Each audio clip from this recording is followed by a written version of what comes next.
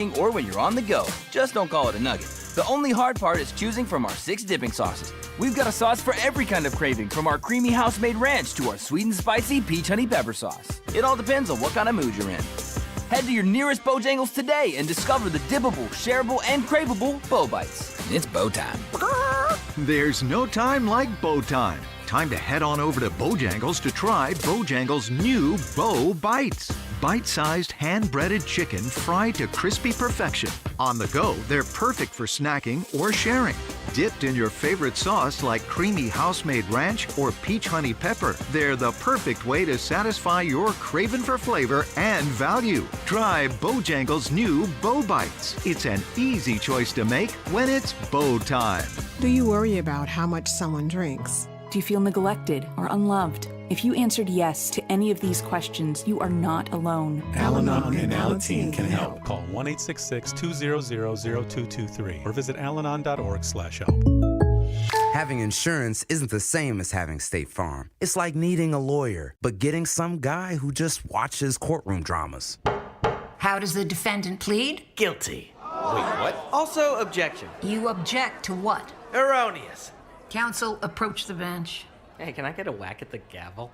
You wouldn't settle for just any lawyer, so don't settle for just any insurance. Get the real deal with State Farm. Like a good neighbor, State Farm is there. I'm attorney Brian Ritchie. Workers' comp can be tricky, but my law firm will be on top of all the complicated paperwork and sneaky deadlines so that all of your I's are dotted and T's are crossed. If you've been hurt on the job, I'm on top of it. Contact us at ritchielaw.com. Broadcasting live from the Eagle Leasing Storage Studio. WCMC HD1 Holly Springs. 99.9 The Fan. The Canes light the lamp here. I'm WRAL meteorologist Elizabeth Gardner. More showers and thunderstorms developing for us this afternoon and into the evening. And in our northern counties, we'll have a greater threat that some of those could produce some wind damage.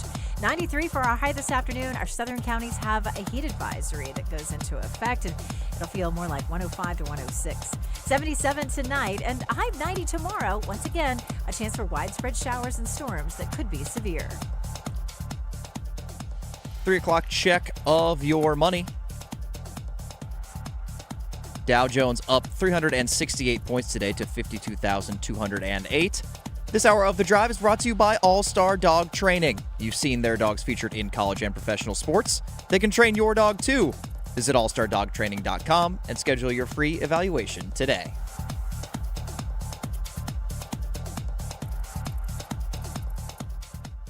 Deep left corner of the end zone!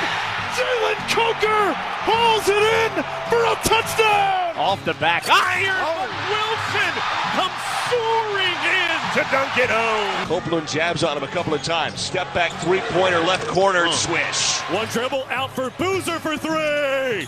Big time! And the Carolina Hurricanes are the best team in the NHL. They won the 2026 Stanley Cup. The Drive with Tim Donnelly on 99.9 The Fan. The Drive with Tim Donnelly on 99.9 The Fan. Dennis Cox in for Tim Donnelly this afternoon. Max Gorham producing the show today. It's a next man up mentality once again, Max. Next man up. This is my second straight day of doing double duty. But you know what you do? You dig in, you dig in, you pull yourself up, you pull yourself together, and you keep moving forward.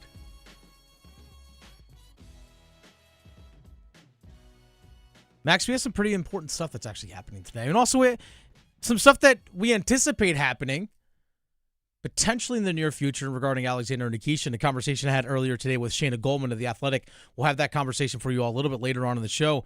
But Max, it's 3 o'clock.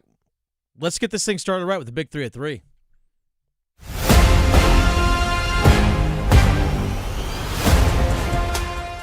Number 1. The Big 3 at 3 presented by Maynard Service Company. Heating, cooling, plumbing, electric. Any of those needs in your home, one place to go. Maynard Service Company. Again, MaynardServices.com. Maynard Service Company since 1996. MaynardServices.com. Max, let's get to number 1. We actually have a few pretty important things to hit today. Number 1, For all of us Carolina Hurricanes fans out there that want to know, okay, where are the Carolina Hurricanes going to be on television this season? When 10 weeks from today, Max, when the Canes start their season, September 29th, we know that they're going to be on ESPN national broadcast. But when they're not on a national broadcast, what channel do I go to?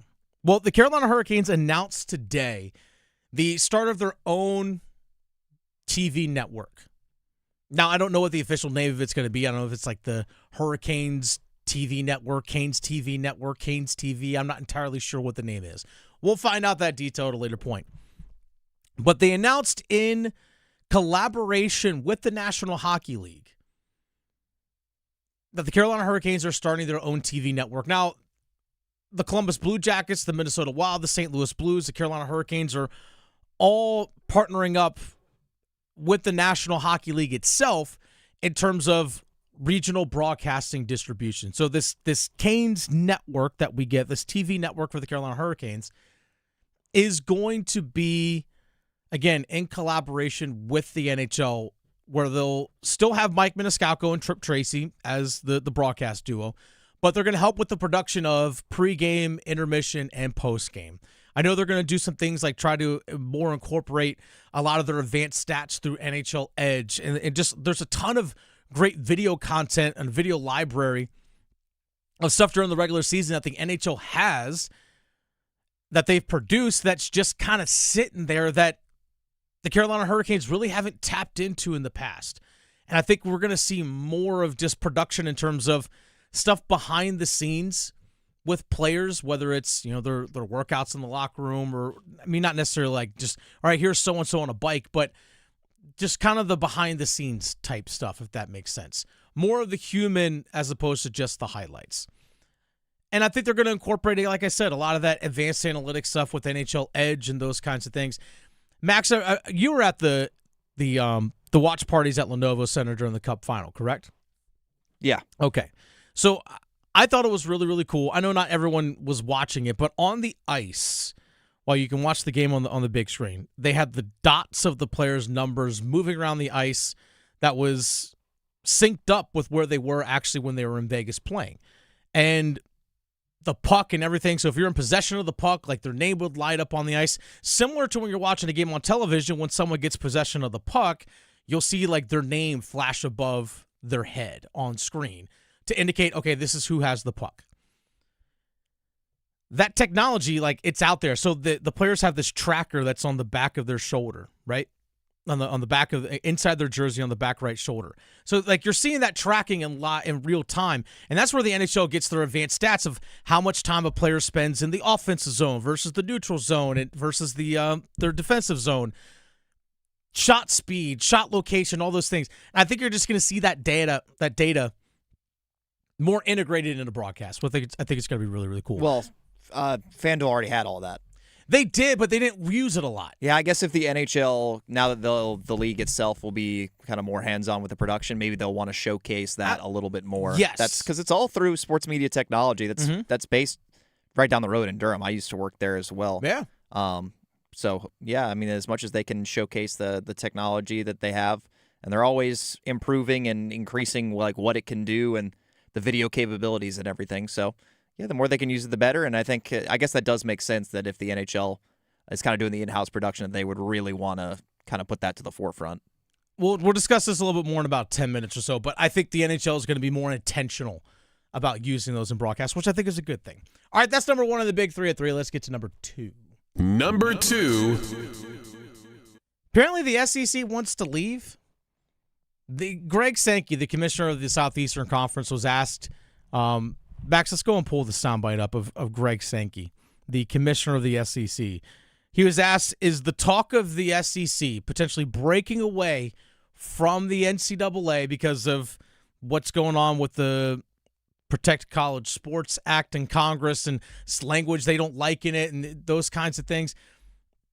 Is the talk of the SEC breaking away a real thing? They're real. People have talked about that. They've opined about the frustrations that bring them to the point of saying we should look at something significantly different. I do not believe that is a leverage point. I think that's just honest communication. But I also know the pride with which I spoke of 13 national championships, and there is meaning and value. And I do think a national expectation that we participate in a national organization. But that national organization must function in a healthy manner. Otherwise, that simmering will continue. I know, Max, there's a lot of language in the Protect College Sports Act that they're trying to redo in terms of how conferences can pool together their media money voluntarily and evenly distribute that. Apparently, there's some people out there that don't like the fact that that could be a possibility. They want antitrust exemption so they can actually enforce their rules on a national level as opposed to, well, one state has different laws than another state, like Florida has different laws than North Carolina, than South Carolina, just those kinds of things. They want to get around all that. But if the SEC breaks away by itself, congrats. There'll be the same 16 schools playing each other.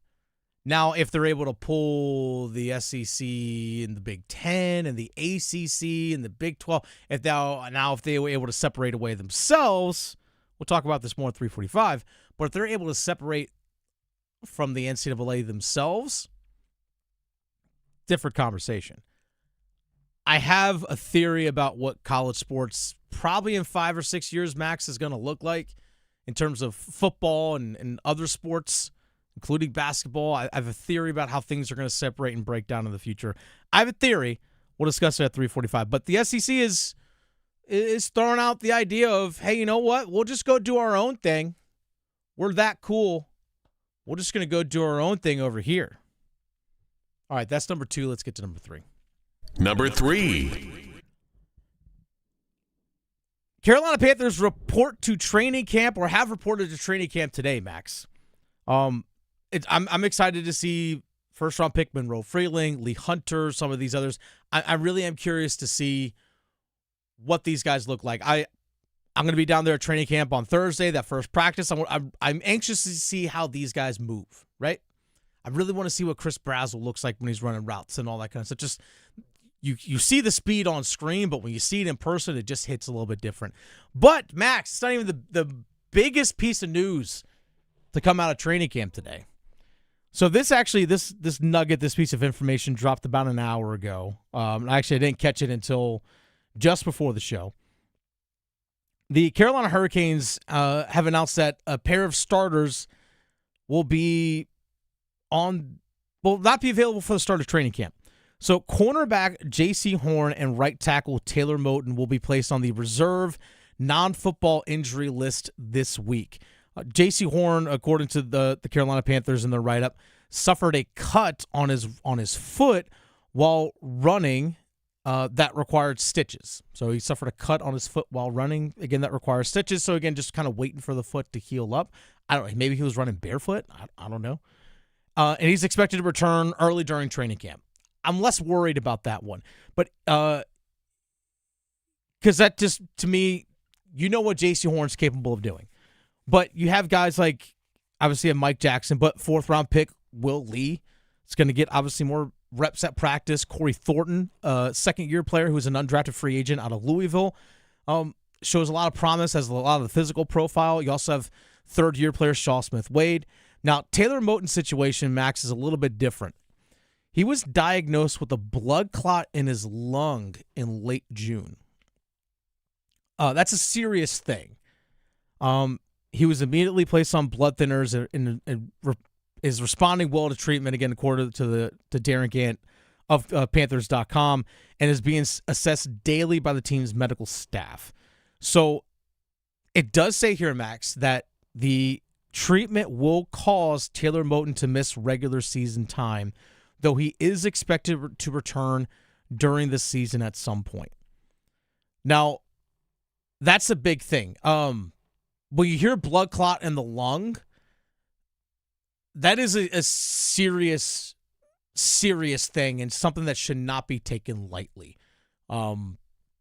As someone who's had a family member deal with that recently, it could be very, very scary. Yeah, blood clots can take athletes out for a long time. We saw Frederick Anderson missed a lot of time for the Carolina Hurricanes with blood clotting issue. I think it was either last season or 2 seasons ago, Victor Wembanyama had a blood clotting issue, missed extended time. Mm-hmm. So it's a serious thing. It takes a lot of time for them to treat and for recovery. So you have to figure they'll be very careful with that. So it probably makes them feel a little bit better that they drafted tackle depth at the NFL draft this year in Monroe Freeling, because if they hadn't, it would be fewer options for them to pivot now that they're facing themselves with this scenario. So that's actually something we want to get into here coming up a little bit later on at Football at 4. We'll talk a little bit more about that because I was doing the Adam Gold show earlier today, and before this news dropped, right around 12:30 or so, I talked about Panthers coming to training camp, and I talked about the Panthers that I thought, like the rookie I thought was actually going to have the most impact this season. I actually said Lee Hunter, the defensive tackle, just because I thought Monroe Freeling might not start because you had Taylor Moton. You signed Rasheed Walker this offseason from the Green Bay Packers. Monroe Freeling doesn't have to necessarily start day one. So I thought Lee Hunter had the best chance to contribute right away. Well, guess what? Looks like Monroe Freeling, pick number 19, is going to be starting for you. Probably on the right side. And who knows how long that's going to be. We'll see. So anyway, the first thing we hear blood clot, you just hope Taylor Moton's healthy. He's just 32 years old, and you hear about blood clot in the lung because you again get to think about quality of life moving forward, because a blood clot, especially in a major organ like that, can be catastrophic. But I'm glad he's okay. I'm glad Taylor Moton's all right. But that's big news coming out of training camp. So Monroe Freeling, like you mentioned, Max, get ready to suit up. Get ready to suit up. By the way, Dan Morgan will talk to the media tomorrow, the general manager of the Carolina Panthers. He will talk to the media tomorrow, right around 11:45 or so, as well as some returning veteran players. So hopefully we'll get more information about that. But Panthers have announced that Taylor Moton's going to miss some time in the regular season. How long? We simply don't know. The Drive with Tim Donnelly on 99.9 The Fan. That's the Big 3 at 3 presented by Maynard Service Company. Heating, cooling, plumbing, electric, you name it, MaynardServices.com. Max, we talked about it right there at the top of the show. Carolina Hurricanes fans, guess what? The Canes are going to have their own TV network. But we still have some major questions about it going forward. We'll discuss that next on the Drive. You hear that? That's the sound of Pepsi Zero Sugar. The better tasting, more refreshing Zero Sugar Cola. Listen to that endless pour. If it sounds this good, just imagine how it tastes. So good. Pepsi Zero Sugar. Let your taste decide. Head to Refuel for great deals on all your favorite Pepsi products. Stock up on Pepsi at Refuel today. Worried about car repair costs? Relax. Meineke has you covered with flexible financing solutions customized especially for you. For tires, brakes, engine repairs, and more, you can trust Meineke to get you safely back on the road now and in the future with multiple payment solutions available. No worries. Meineke will make it easy for you. Each Meineke is independently owned and operated. Schedule an appointment today by visiting Meineke.com. Trust your key with Meineke. Meineke, doing car care right. This is a special alert to all Americans who own a vehicle with less than 200,000 miles with an auto warranty about to expire or with no warranty coverage at all. Due to a decline in the economy, CarShield is announcing a low-cost month-to-month vehicle protection plan that is now available to the public to save any driver out-of-pocket expenses on future auto repairs. Call now to find out how you can pay almost nothing for covered auto repairs. Yes, you heard that correctly. Pay almost nothing for covered auto repairs. An open phone line has been established for all drivers to call for a free quick quote. Call 800-330-8323 now. Drivers who are covered will not have to pay for covered repairs again. This protection plan is at an all-time low. Additionally, drivers who activate this vehicle protection today will also receive free roadside assistance, free towing, and car rental options at no additional cost. Call us for your free quick quote today. 800-330-8323. That's 800-330-8323. What do you have to lose? Call 800-330-8323. Again, 800-330-8323. And now Stankoven with a turnover out in front for Blake. Still loose. Stankoven shot. Save Hart. Second chance for Stankoven. Save Hart. Now they went up to score! Jackson Blake in the slot, and it's 2-0. Carolina. Oh, Blake having a great postseason and puts the Canes up to a large 2-0 lead. 6:29 left in the second.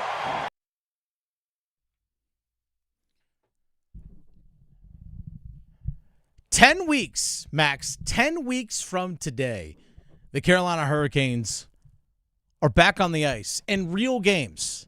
Not the preseason games that you despise, Max, but real regular season games. 10 weeks from today, they drop the puck at 5 o'clock.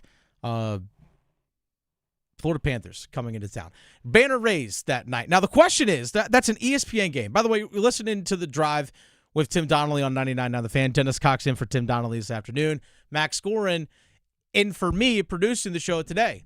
So, Max, we know that, obviously, that first game of the season, ESPN, Game 1, September 29th. What about all the non-nationally televised games? What are the Carolina Hurricanes? Where can I watch? I know every Canes fan out there, and I know, Max, you and I have the exact same questions right now, the things that we're going to discuss, is that when I get home in the evening, it's a Tuesday night in October or November or just whatever, name your month. It's a Tuesday night, and I want to sit down. I'm like, oh, yeah, are the Canes on tonight? Because believe it or not every fan knows the exact game, like the schedule every single night. A lot of people got other stuff going on, but hey, you know what? I want to watch the Canes. I sit down on my couch. Where do I go to watch the game? That's what every fan wants to know. I want to go watch the game. Now, where is the question? Now, we know the channel for the Carolina Hurricanes in regards to what their network's going to be. So, in the last several years, it was Diamond Sports Group, which is part of Sinclair Broadcasting. They recently was known as FanDuel Sports Network. They were the kind of the sponsor of the channel. Previously, before that, it was Bally Sports. And then after some buying and selling, it was previously Fox Sports before that. But the Canes announced earlier today they're going to be launching their own network. And it's going to serve as the team's exclusive broadcast home moving forward for local broadcasts. Again, stuff that's on ESPN and TNT, that's exclusive national. But according to our good friend Walt Ruff, fans will be able to watch games throughout the season in a variety of options during the year, including cable, satellite, and streaming services. Now, here's the thing that we don't know. We don't know the actual network's name and branding. Now, because they could sell a branding, like a naming rights to the channel if they want to. We still don't know the distribution partners. We still don't know what the direct-to-consumer options, streaming options are. We don't know where these channels are going to live. We don't know pricing. We don't know any of those kinds of things. But we do know Mike and Tripper are still going to be on the call. This is my biggest concern right now in the world of sports and for sports fans. Because, Max, just like you, I like to sit there and go home, and I like to watch games. I'll sit there on my couch. I'll watch basketball games. My fiance and I will watch basketball, we'll watch Canes games, whatever it might be. She obviously knows I got to do it for work and those kinds of things. But it's nice to be able to sit down on the couch and just watch, right? Turn on the TV and just watch. Don't do the disservice to your fans. And this is not just a Canes thing. I see it with the NBA.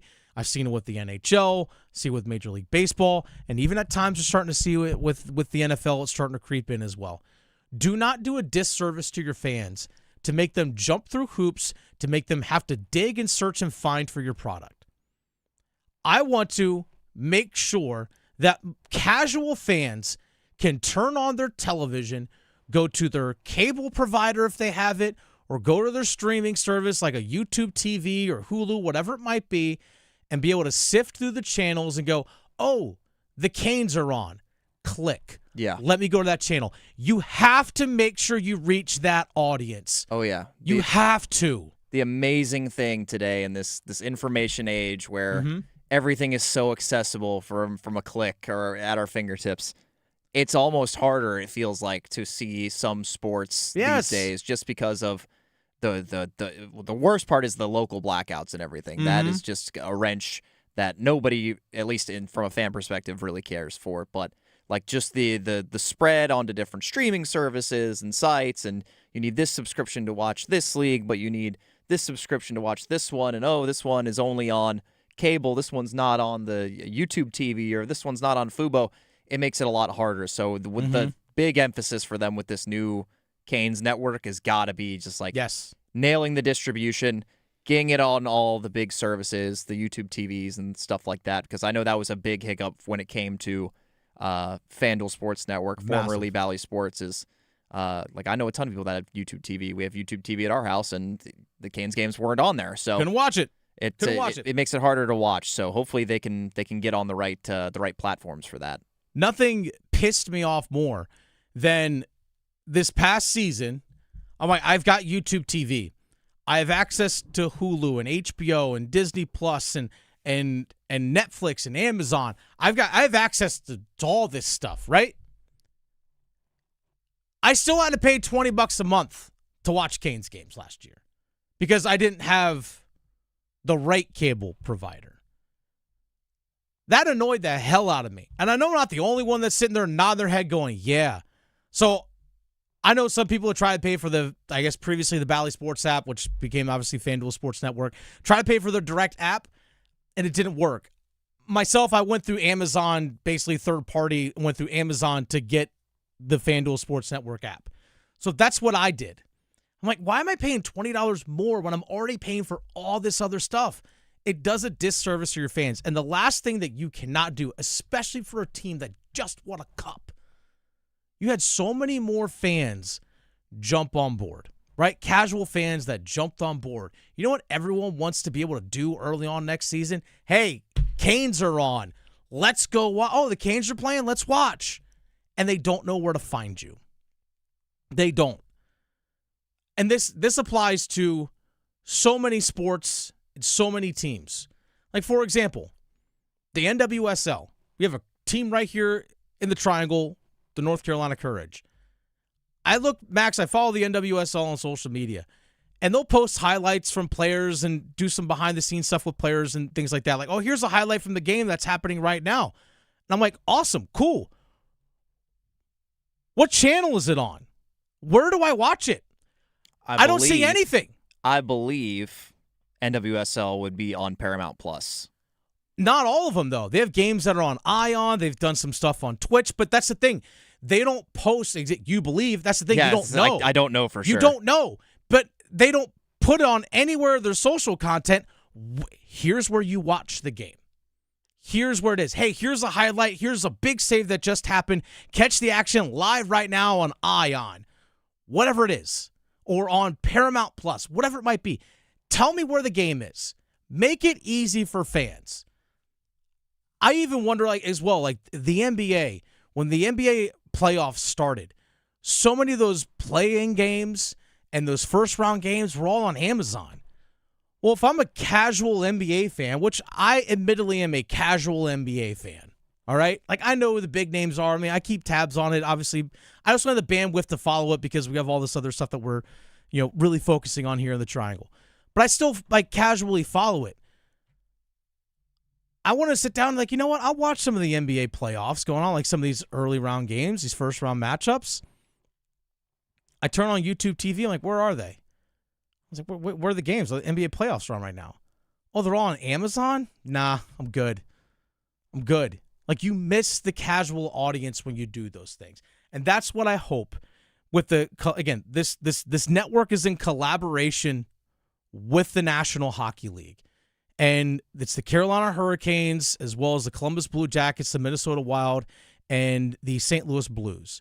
Those four teams as of right now, plus possibly others jumping on, maybe even the Anaheim Ducks and some others that, again, are in collaboration with the NHL to produce these channels and produce the content on that. And I hope the NHL works with these teams to make sure that they find themselves on as many platforms as possible to reach casual fans. Because otherwise you do your team and your league a disservice. Yeah, I mean, if they follow through on what, like you said, what Walt Ruff had mentioned in this post, kind of originally describing this deal, if they can get it on cable, satellite and streaming services. Like, yes, you have to figure that's going to hit a lot of, and assuming that's going to be more comprehensive than the networks that the previous FanDuel broadcasts were on, then that should be a home run. It shouldn't be that.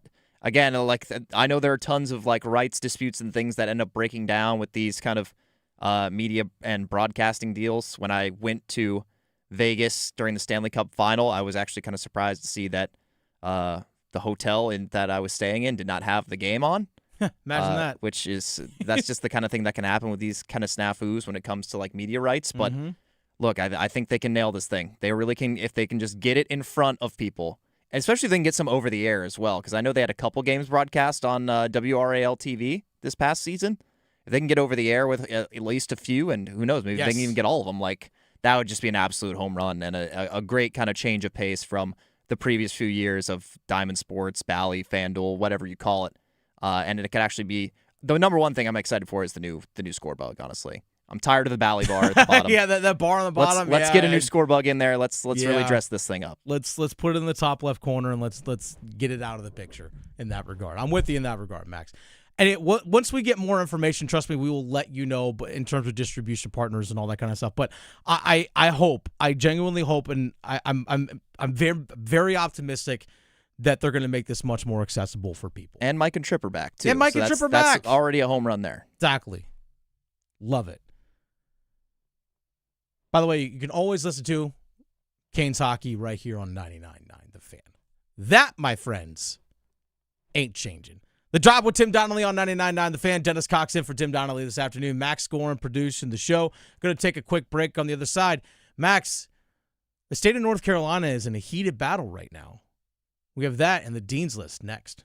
This is a special alert to all Americans who own a vehicle with less than 200,000 miles with an auto warranty about to expire or with no warranty coverage at all. Due to a decline in the economy, CarShield is announcing a low-cost month-to-month vehicle protection plan that is now available to the public to save any driver out-of-pocket expenses on future auto repairs. Call now to find out how you can pay almost nothing for covered auto repairs. Yes, you heard that correctly. Pay almost nothing for covered auto repairs. An open phone line has been established for all drivers to call for a free quick quote. Call 800-292-4541 now. Drivers who are covered will not have to pay for covered repairs again. This protection plan is at an all-time low. Additionally, drivers who activate this vehicle protection today will also receive free roadside assistance, free towing, and car rental options at no additional cost. Call us for your free quick quote today. 800-292-4541. That's 800-292-4541. What do you have to lose? Call 800-292-4541. Again, 800-292-4541. Drip Drop is doctor-developed, proven fast hydration that helps your body and mind work better. Trusted by firefighters, medical professionals, and over 90% of top college and pro sports teams. Drip Drop is engineered to hydrate faster and more effectively than water alone, with 3 times the electrolytes of leading sports drinks. Stock up now at dripdrop.com and use promo code RADIO20 for 20% off your first order. That's dripdrop.com, promo code RADIO20. Having insurance isn't the same as having State Farm. It's like needing a lawyer, but getting some guy who just watches courtroom dramas. How does the defendant plead? Guilty. Wait, what? Also, objection. You object to what? Erroneous. Counsel, approach the bench. Hey, can I get a whack at the gavel? You wouldn't settle for just any lawyer, so don't settle for just any insurance. Get the real deal with State Farm. Like a good neighbor, State Farm is there.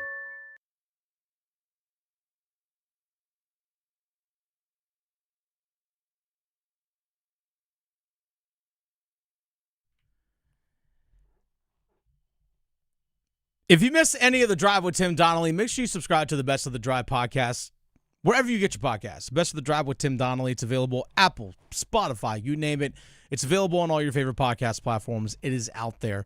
Also, if you want to be part of the show and be, again, you listening, we want you even more in the community that we have with listeners. You can always watch on YouTube. Go to 99.9 The Fan on YouTube or search the Drive with Tim Donnelly on YouTube and subscribe there. You can watch the show in its entirety. And if you miss any of the show, guess what? It all lives right there on YouTube, so you can listen in, folks. Don't miss on anything. Don't miss on anything. So that is one area where you can be part of the program, be part of the community. We post video clips as well that you want to go back and watch. You can leave your comments as well. For example, 4:45 today, we have a feedback frenzy where we take people's comments from YouTube or our social media platforms, Instagram, TikTok, Twitter, you name it, Facebook, and we use your comments as part of the show. So we have that as well. And also we have the 99.9 The Fan app. Max, what's the cost of the 99.9 The Fan app for the people out there? That would be free 99. Free 99. That's right. Free. Free. Free. In the day and age, we talked about, just had a conversation about streaming platforms and how much it costs to actually consume games and all that stuff. Folks, it's free. We have it free for you, and we want to keep it that way. So again, be part of the community. We want you all involved as well. Max, it's the time of the show. By the way, Dennis Cox sitting in for Tim Donnelly this afternoon. Max Gorn producing the show. It's that time of the show. It's time for the Dean's List. Now, we take the opportunity with the Dean's List, Max, to highlight the fine folks, generally the college sports world, at least that have ties to the area, ties to the state of North Carolina. We like to incorporate that in what we call the Dean's List. But Max, we're doing something a little bit different today here on the Dean's List, okay? I want to make sure that I include the Pitt County Little League softball team right now. The Southeast Regional is taking place. The Little League World Series for softball, Southeast Regional, taking place right now. It's an elimination game. The Pitt County All-Stars, located out in Winterville, North Carolina, just south of Greenville, literally like bordering Greenville. They're currently in a heated battle, up 3-1 over Georgia in an elimination game. Max, if I'm saying like our state of North Carolina representative, we win, we go on to face Florida tomorrow in the championship game of the Southeast Regional, with the winner going to the Little League World Series, which, by the way, is played in Greenville, South Carolina. Now the score is 3-2. We just walked in a run. Top of the fifth inning. There's only one out. Double play still in factor here. But, hey, we're up 3-2, Max. We're up 3-2. I'm all in invested on this here in the top of the fifth inning. I am all in invested. And we have last bat, by the way. We have last bat. By the way, this game is being played between North Carolina and Georgia. Is being played down in Georgia. So this is a real road game, Max. True road contest. Max, you have anyone that you want to throw on the Dean's List? Yeah, this happened a few days ago, but okay. I don't know if we had mentioned it. There was another Wake Forest alum. I mentioned Cameron Young in the golf world yesterday. Yeah. Chase Burns, who now pitches for the Cincinnati Reds. He just signed, I believe, a $105 million contract extension with Cincinnati. I remember he was one of those aces in that College World Series run where they ended up going up against LSU and Paul Skeens in Omaha. Now he's been in the majors for a year or two and just cashed in on a nice little payday. So shout out to him. How long is the contract? What's the term length on it? Do you know off the top of your head? I need to double check here. I think it was 5 years, $105 million. Okay, good for him. Because what we're seeing a lot in Major League Baseball, Max, is we're starting to see some teams. 7 years. 7 years, 105. Okay. And he's probably, 21 years old? He's 23. 23?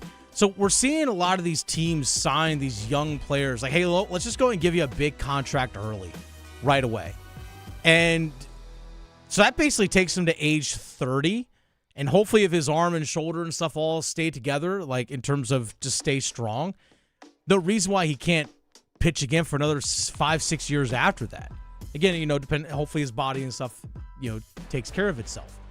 So we're seeing teams do that. I can't remember some of the names off the top of my head, but I know the Pittsburgh Pirates signed one of their young prospects before he even really played a Major League Baseball game. Just went ahead and signed him to a long-term extension where the money wasn't outrageous, but trying to get ahead of it. Like, hey, you know what? Let's go and sign this player to a long-term extension now. Because then also it makes it a little bit more value of a trade piece as well. It's like, hey, look, you're going to trade for a player that's already under contract for a few more years. You know what the cost control is already going to be. You understand that. You get it. Max, I'm going to throw anyone else you want to throw on your Dean's list? Okay. Max, I'm going to throw a couple of other names here on the Dean's list. We were at ACC kickoff last week, Max. Wednesday, Thursday, and Friday down in Charlotte. And I am fortunate enough to have the opportunity to vote on the ACC preseason all-conference team, as well as the player of the year, and also pick who finishes where in the conference. So on Dean's list, I'm going to go ahead and throw out a few names that are on my ballot that I submitted earlier today, because I want to make sure that there are receipts and that everything's on Front Street. I was extremely torn about who my all-conference preseason quarterback was going to be. I was torn between Kevin Jennings of SMU, Darian Mensah of Miami, and CJ Bailey of NC State. I was very torn between those three. I think all three are excellent players. I think they're all really, really good, but I can only pick one.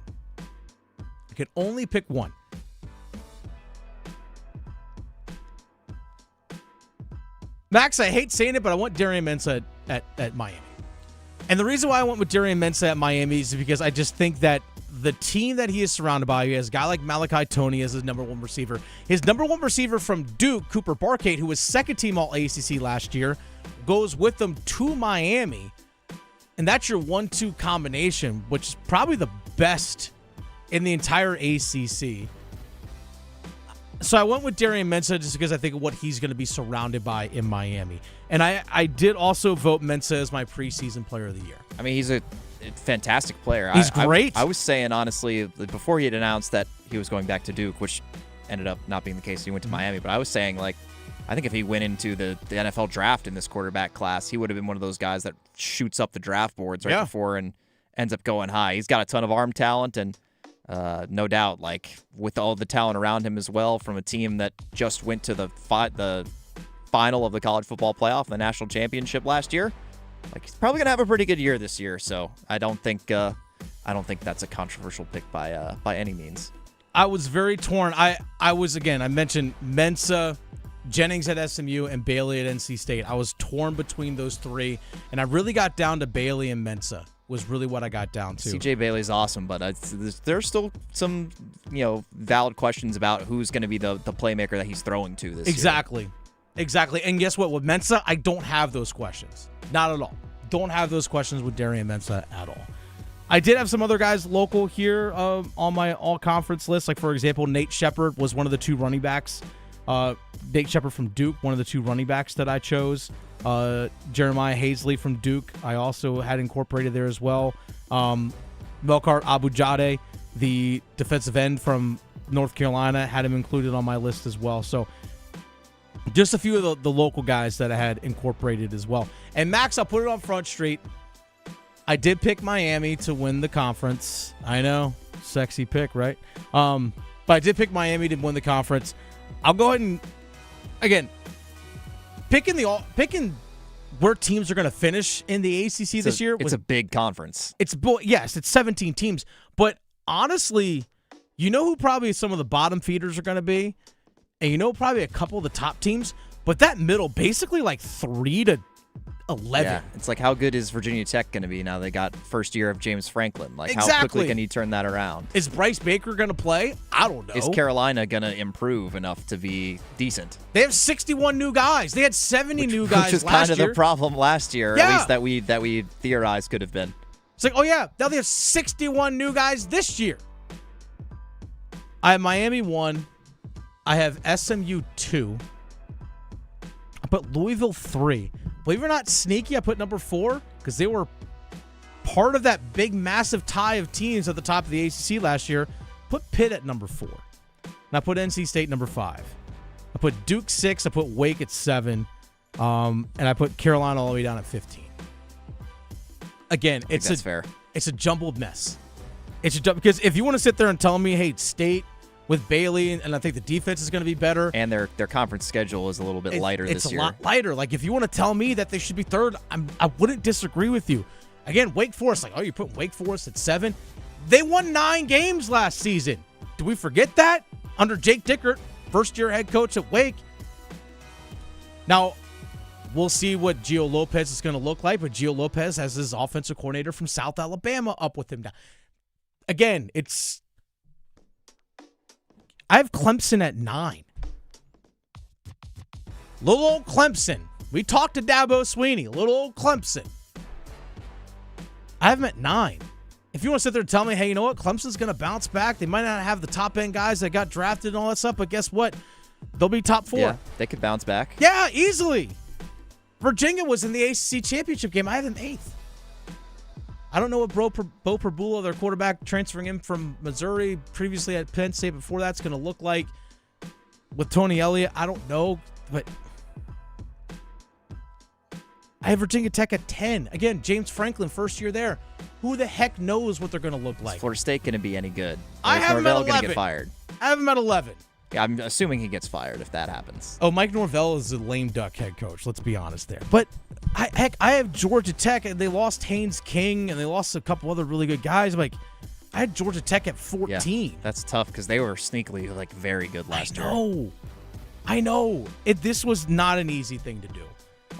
But I felt really confident about Miami, and I felt really confident about SMU. Because Jennings, third-year starter. Rhett Lashley's obviously been there for a long time. And then they were just in the college football playoff just 2 seasons ago. And they won 9 games. They've won 9 games plus for each of the last 3 years. So, yeah, I put SMU there, and they got some dudes. Oh, no. While we were talking about all the ACC football, North Carolina's trailing in the softball game now. Yeah, they're down 4-3.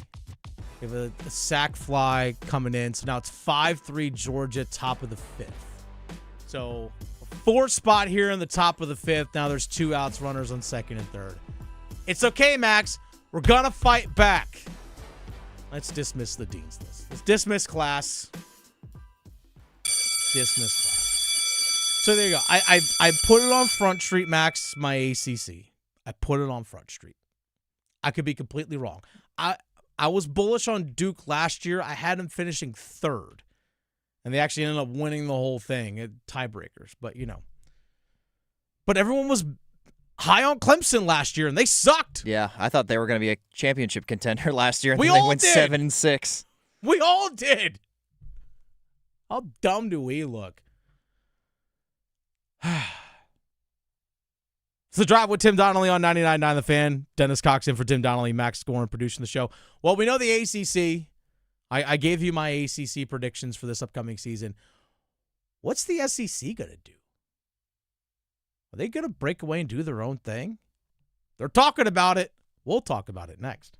Organize easy. Organize tough. Customize your work truck or van with upfit solutions from Van Products. Steel and aluminum shelving, toolboxes, data files, cabinets, drawers, conduit carriers, ladder racks, everything safe and secure. Everything built as unbreakable as you by Adrian Steel. Backed by the best warranty in the business. 3 years, 36,000 miles. Everything custom installed by Van Products so you know it's done right. From a single work rig to a fleet, choose custom installed upfit solutions from Van Products. When it comes to your roof, it's all about quality above with peace of mind below. Hi, this is Holly with RoofWorks. We're proud to be in our 20th year helping families and businesses keep the roof over their heads as economically as possible. We work on every type of roof, gutters, and skylights with quality repairs, maintenance, and replacements for your home, your business, and multifamily. We offer warranties with every new roof and financing options for homeowners. And we're now serving Southern Pines as well. Visit us to learn more at roofwerks.com. A torn ACL, stress fracture, aching back, a hip that's had it, life on hold, and all you want is to get it back. Enter Wake Orthopedics. We do it all. In fact, we see patients within 48 hours for everything from sports injuries, spine care, and joint replacement to minimally invasive procedures, surgeries, pediatrics, and more. Visit us today at wakemed.org and get back your life. If you have a 2, 3, or 4% mortgage rate, don't refinance it. You don't have to, but you can still get cash out of your home. Introducing Loan Pronto's zero-cost equity loan. Hey, it's Dennis Cox. That's right. With Loan Pronto, you can get all the cash you need without touching your first mortgage and without any fees. One local homeowner just got $100,000, paid off all their credit cards, paid off their existing HELOC, remodeled their kitchen, and saved over $1,500 per month. It gets better. There's no hard credit pull up front, usually no appraisal, no long drawn-out process, and listen, no closing costs. You may be able to even skip your next 2 house payments. Call Loan Pronto now. Leave your low-rate mortgage intact, but get the cash you need in as little as 2 weeks without paying closing costs. LoanPronto.com. See how much you can get right now. Call 919-381-1760. That's 919-381-1760. LoanPronto.com. For qualified homeowners, equal housing lender, NMLS 1661781, NMLSConsumerAccess.org.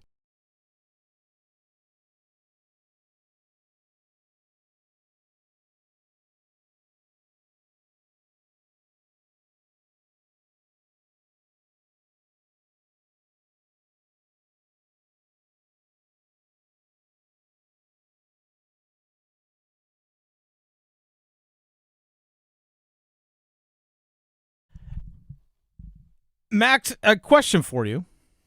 I know you're a big sports fan. Is the SEC the most hated conference? Yes. Okay, that's fair.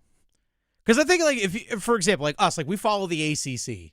Like, I have no ill will towards the Big Ten. I have no ill will towards the Big 12. Well, Big Ten broke their alliance with the ACC. You darn Never right forget. they did. And you darn right. The poor, or is it the Big 12 was the third conference in that, weren't they?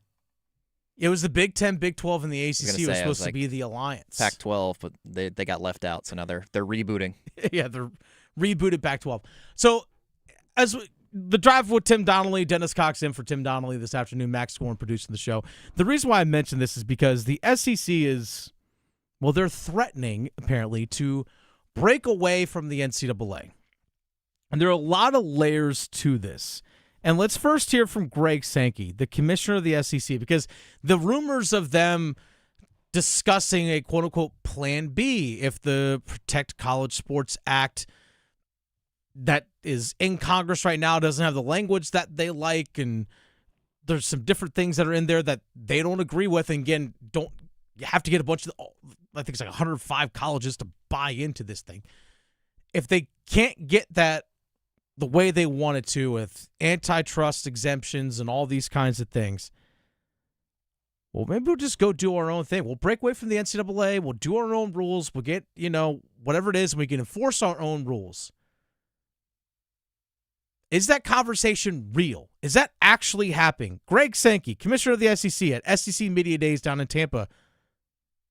Is that conversation real? They're real. People have talked about that. They've opined about the frustrations that bring them to the point of saying we should look at something significantly different. I do not believe that is a leverage point. I think that's just honest communication. But I also know the pride with which I spoke of 13 national championships, and there is meaning and value. And I do think a national expectation that we participate in a national organization. But that national organization must function in a healthy manner. Otherwise, that simmering will continue. Okay. He says it's not a leverage thing. It feels that way because now you're putting pressure on the members of Congress, the U.S. senators that come from those states that are part of the SEC are going to feel the pressure, be like, wait a second, like, hold on.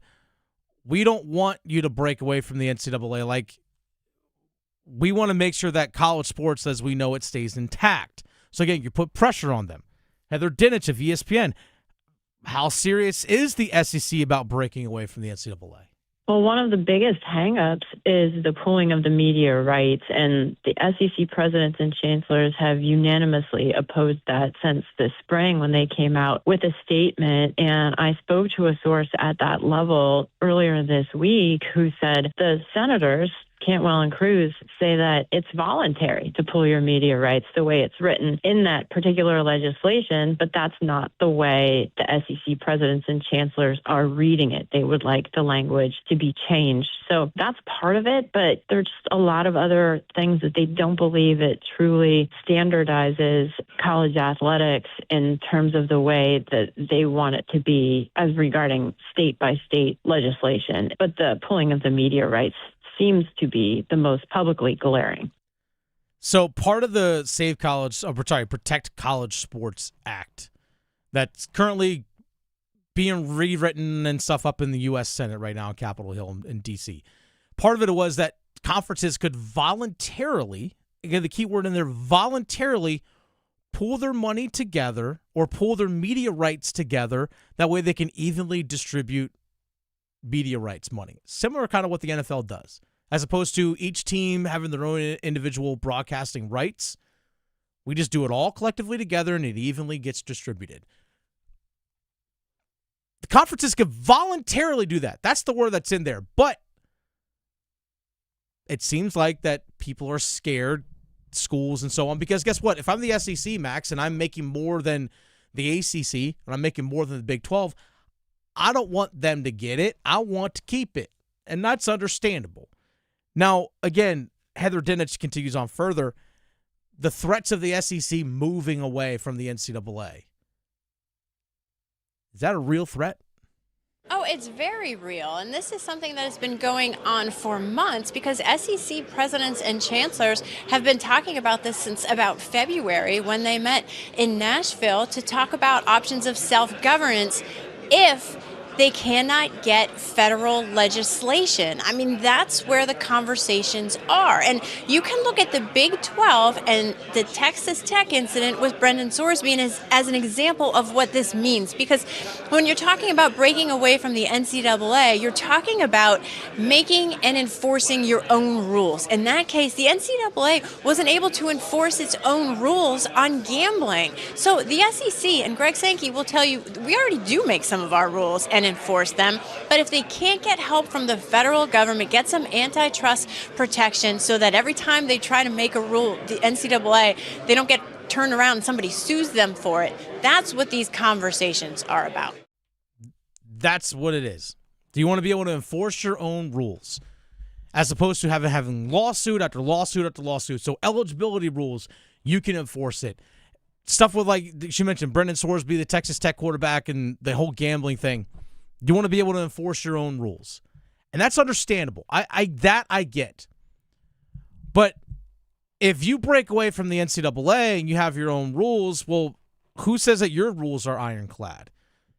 Because you still have schools in Florida and Georgia and Missouri and Kentucky. And guess what? All those states all had different rules. This is why the NCAA and these conferences want to have that antitrust exemption from Congress.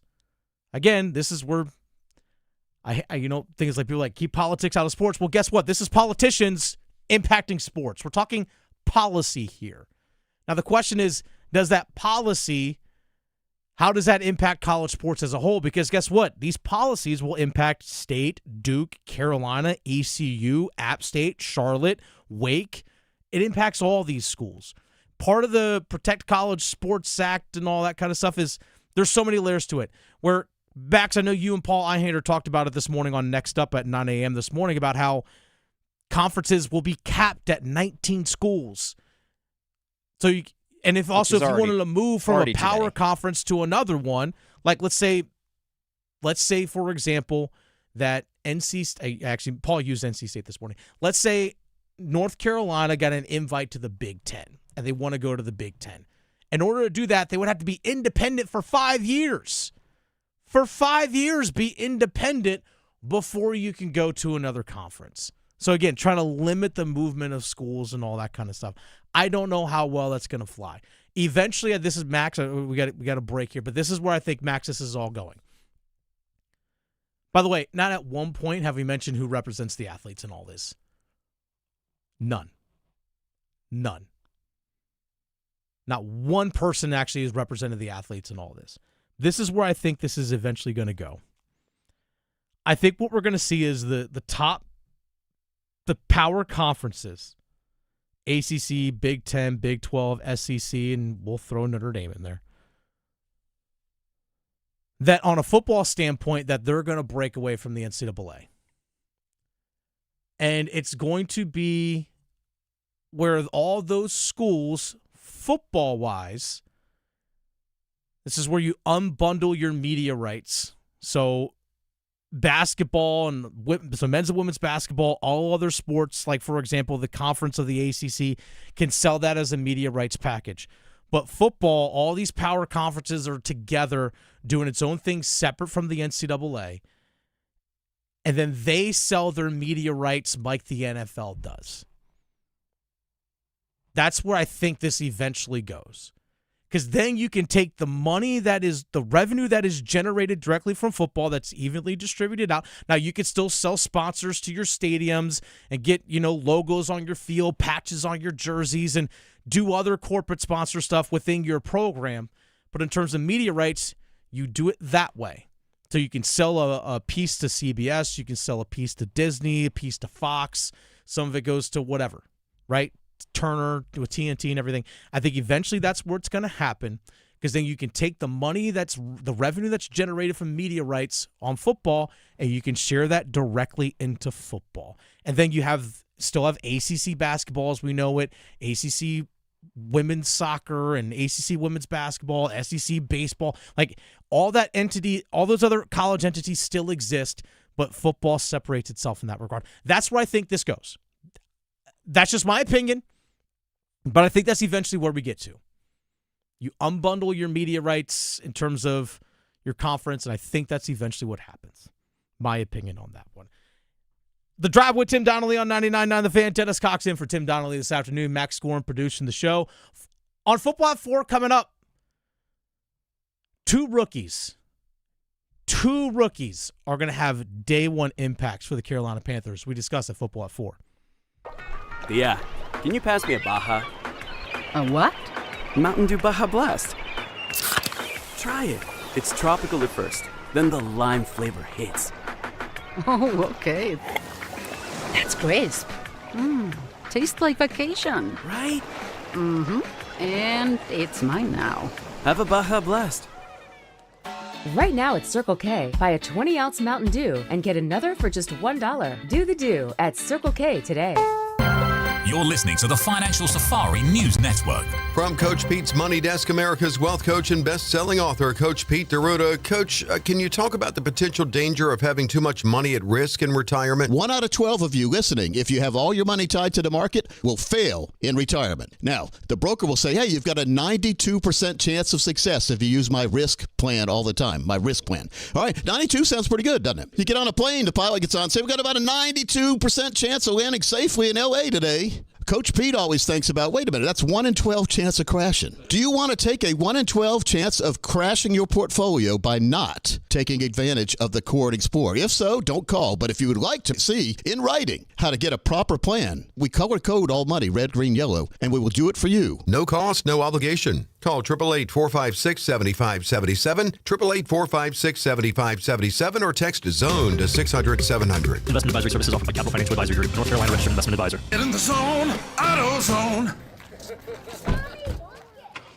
Summer's finally here, and we're kicking it off with a whole lot of free. Free brake pads with Duralast rotors, free oil filter with 5 quarts of oil, free Armor All wipes with Armor All glass cleaner, and more. More free, so you can have more summer. Celebrate free at AutoZone. Now through July 27th. Restrictions apply. Get in the zone, AutoZone. I'm attorney Brian Ritchie. Getting hurt in a car wreck comes with all kinds of stress and frustration. But when you call me, I'll be on top of all of it. So all you need to worry about is getting better. If you've been injured in a car wreck, I'm on top of it. Contact us at ritchielaw.com. Broadcasting live from the Eagle Leasing Storage Studio. WCMC HD1 Holly Springs. 99.9 The Fan. The Canes light the lamp here. I'm WRAL meteorologist Elizabeth Gardner. Showers and storms, especially near the Virginia line, could be severe with a chance for some wind damage and Some flooding as well. See a high of 93, and our southern counties are under a heat advisory for a heat index up to 106. 77 overnight tonight. Tomorrow, another chance for widespread showers and storms. Some of those could be severe with a chance for flooding. 4 o'clock check of your money. Dow Jones up 384 points today to 52,223. This hour of The Drive is brought to you by All-Star Dog Training. You've seen their dogs featured in college and professional sports. They can train your dog too. Visit allstardogtraining.com and schedule your free evaluation today.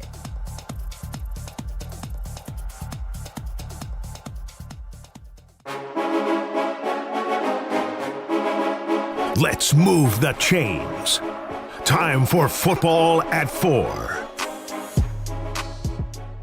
The Drive with Tim Donnelly on 99.9 The Fan. Dennis Cox in for Tim Donnelly this afternoon. Max Gorin producing the show. If you missed any of the show, make sure you check it out on the Best of the Drive podcast, available wherever you get your podcasts. Also on YouTube, 99.9 The Fan as well. We actually, we all leave comments, whether it's on a YouTube live stream, comments on our YouTube videos, or even on our social media. We like to use those comments in the things we like to call Feedback Frenzy. We're actually going to have a Feedback Frenzy at 4:45 today. Football at 4 brought to you by John Heister Chrysler Dodge Jeep Ram in Lillington. Get off your keister and come to Heister. Max, we got word earlier today from the Carolina Panthers themselves that a couple starters are going to be on the non-football injury list to start training camp. By the way, Carolina Panthers rookies report to training camp today, or reported to training camp today. Tomorrow, veterans report. Also tomorrow, some of the veteran returning players, as well as general manager Dan Morgan, will speak to the media tomorrow. And I'm sure we'll get further clarity and information on the two players that are going to be on the non-football injury list to start the season. That includes cornerback J.C. Horn and right tackle Taylor Moton. Again, both will be placed on the reserve non-football injury list this week. Now, J.C. Horn, according to Panthers.com and reporter Darren Gant, J.C. Horn suffered a cut on his foot while running that required stitches. Now, you cut your foot while running. I don't know if you got stepped on, or maybe you're doing some barefoot training in sand or something like that. I do not know. I do not know that. But had stitches in his foot. By all accounts, he's going to miss minimal time. Now, there is a bit of an advantage for Carolina in this regard, the fact that their training camp is starting a little bit earlier because of the Hall of Fame game, which is, by the way, is 2 weeks from this coming Thursday. So 2 weeks after they have their first practice for the Panthers, they're playing in the Hall of Fame game against the Arizona Cardinals up in Canton, Ohio. So I'm not concerned about that. Okay, it's just stitches healing. That's really it. The other one is actually Taylor Moton. And this one is actually a little bit more concerning because this situation is going to take a much longer period of time to sort itself out. Taylor Moton was diagnosed with a blood clot in his lung in late June, so basically a month ago, or a little less than a month ago, was diagnosed with a blood clot in his lung. And now he's only 32 years old.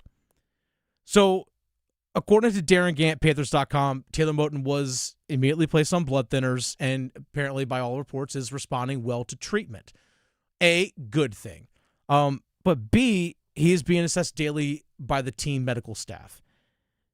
The treatment, this is according to Darren Gant, according to Panthers.com, the treatment will cause him to miss regular season time, though he is expected to return during the season. Now, how much time he's going to miss, we don't know. But it says he will miss regular season time. Is that 2 games? Is that 3? Do you miss the first 4 games, get to the bye week, come back after the bye week? Is it something like that? We don't know. We simply do not know. But this is where, as we mentioned going into the last break, where I think 2 Panthers players are going to have a massive impact right from day one. And when you see the Taylor Moton blood clot issue as your starting right tackle, well, instantly the first thing that pops in my head is, well, you just drafted an offensive tackle, Monroe Freeling, 19th overall from Georgia, who has experience playing both right and left tackle. You signed this offseason left tackle Rasheed Walker from the Green Bay Packers to a 1-year contract where he has the opportunity to be a day one starter for you as well. So you had a little bit of depth already built in there. Now you have some other guys, like, for example, you have a depth swing tackle guy that in Stone Forsythe, which, by the way, if you get to Stone Forsythe, you got some bigger problems. But you had the Carolina Panthers, you had insulated yourselves a little bit to withstand an injury, or in this case, a medical condition with Taylor Moton. Again, a blood clot in the lung is nothing to mess with. Is nothing to mess around with. So I hope he gets all the treatment and everything that he needs. And obviously, if you're unable to come back, don't mess with it. Again, blood clot in the lung is a serious, serious thing. So I actually said it earlier today when I was filling in for Adam Gold, Max. Before this news broke, I actually thought the day one rookie that's probably going to have the most impact was actually going to be Lee Hunter, the defensive lineman, the second-round pick, the defensive tackle out of Texas Tech, because Taylor Moton and Rasheed Walker as their starting offensive tackles, theoretically, Monroe Freeling doesn't have to be a number one guy or a starting tackle right from day one, I should say. Chris Brazzell, the third-round pick out of Tennessee, the wide receiver, well, you have Teterola McMillan and Jalen Coker already as starting wide receivers, and there's still competition with Xavier Legette about who the number 3 receiver is going to be. So you don't know what truly his impact is going to be right away.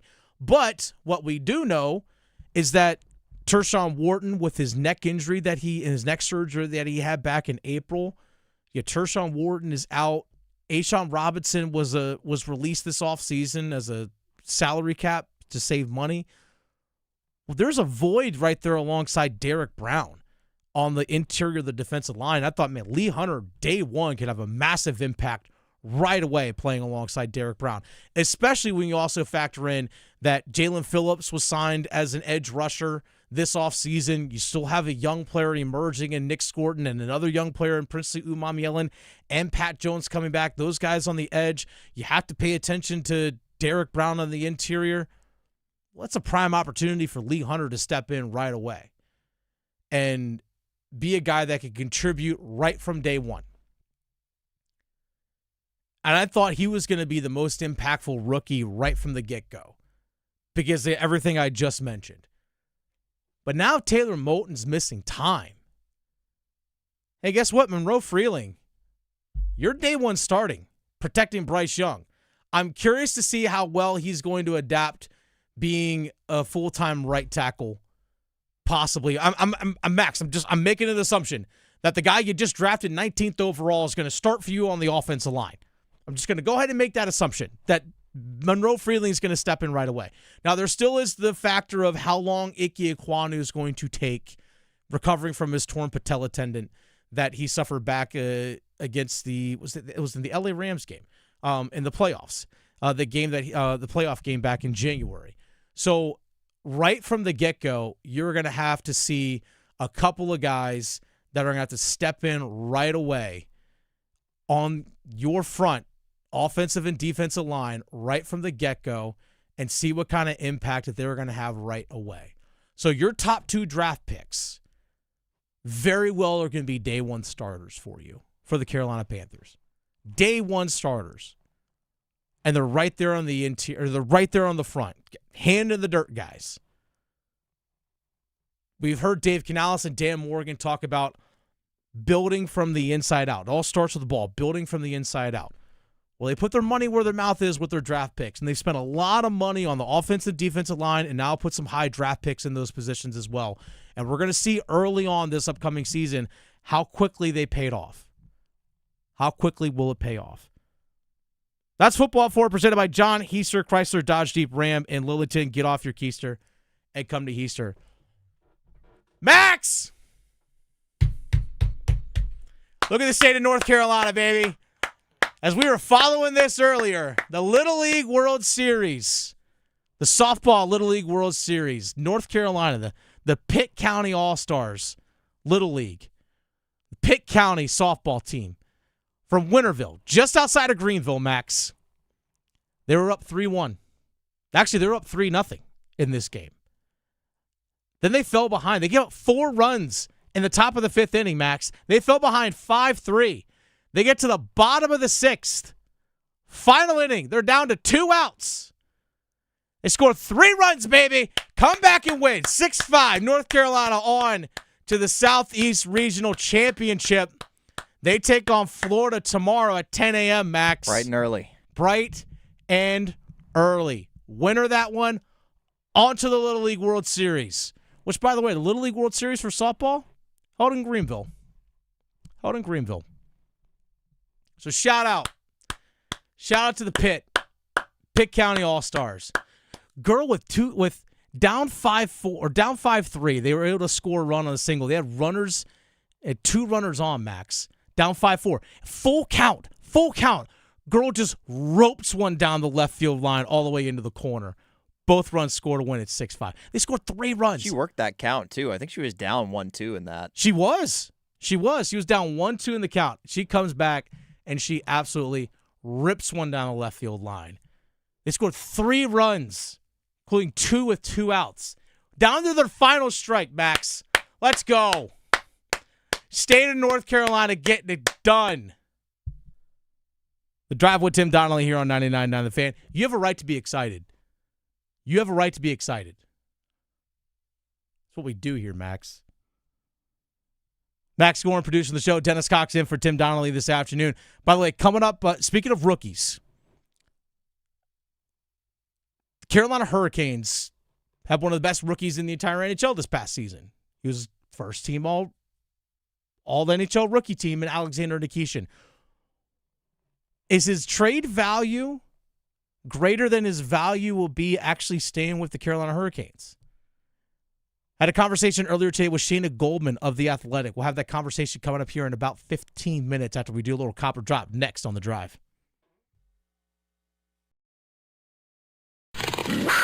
Hey, Carolina Panthers fans, it's Dennis Cox from 99.9 The Fan. Join me and my co-host Chris Lee from WREL TV as our podcast Panthers Playbook rolls on this offseason, presented by Wake Orthopedics. In every episode, we'll keep you up to date on Carolina Panthers news as we break down the NFL draft, insights on free agents and prospects, plus all the inside information on the offseason. Follow and subscribe to Panthers Playbook wherever you discover your favorite podcasts or watch on YouTube. At Wake Orthopedics Urgent Care, we spend days, nights, and weekends in 3 convenient locations providing specialized care for kids and adults. Sprains and strains, shoulders and knees, fractures, hammies, and more. All that and all without an appointment. Walk in or limp in, either way you'll get the care you need whenever you need it. Visit us today at wakemed.org. It's bow time. Ordering Bojangles Bow Bites is the easiest choice you'll make today. The bite-sized hand-breaded chicken is fried to crispy perfection, making it perfect for sharing, snacking, or when you're on the go. Just don't call it a nugget. The only hard part is choosing from our 6 dipping sauces. We've got a sauce for every kind of craving, from our creamy house-made ranch to our sweet and spicy peach honey pepper sauce. It all depends on what kind of mood you're in. Head to your nearest Bojangles today and discover the dippable, shareable, and craveable Bow Bites. It's bow time. There's no time like bow time. Time to head on over to Bojangles to try Bojangles' new Bow Bites. Bite-sized hand-breaded chicken fried to crispy perfection. On the go, they're perfect for snacking or sharing. Dipped in your favorite sauce like creamy house-made ranch or peach honey pepper, they're the perfect way to satisfy your craving for flavor and value. Try Bojangles' new Bow Bites. It's an easy choice to make when it's bow time. Your ambition just met its match with Robinhood. You push yourself in everything you do, scanning headlines for insights, keeping an eye on the market. Robinhood puts you in control of your money, all on one platform. You expect more from yourself. Expect more from your money. Get started today at Robinhood.com/yourmoney. Again, that's Robinhood.com/yourmoney. Your money, your move.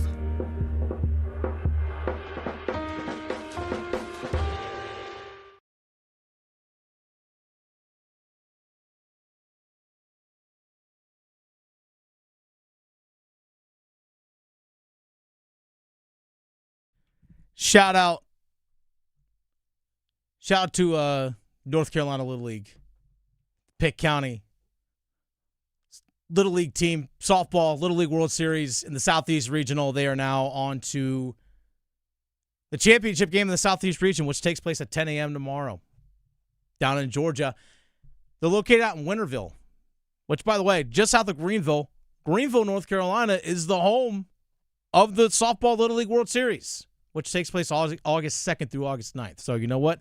Chance for them to return home.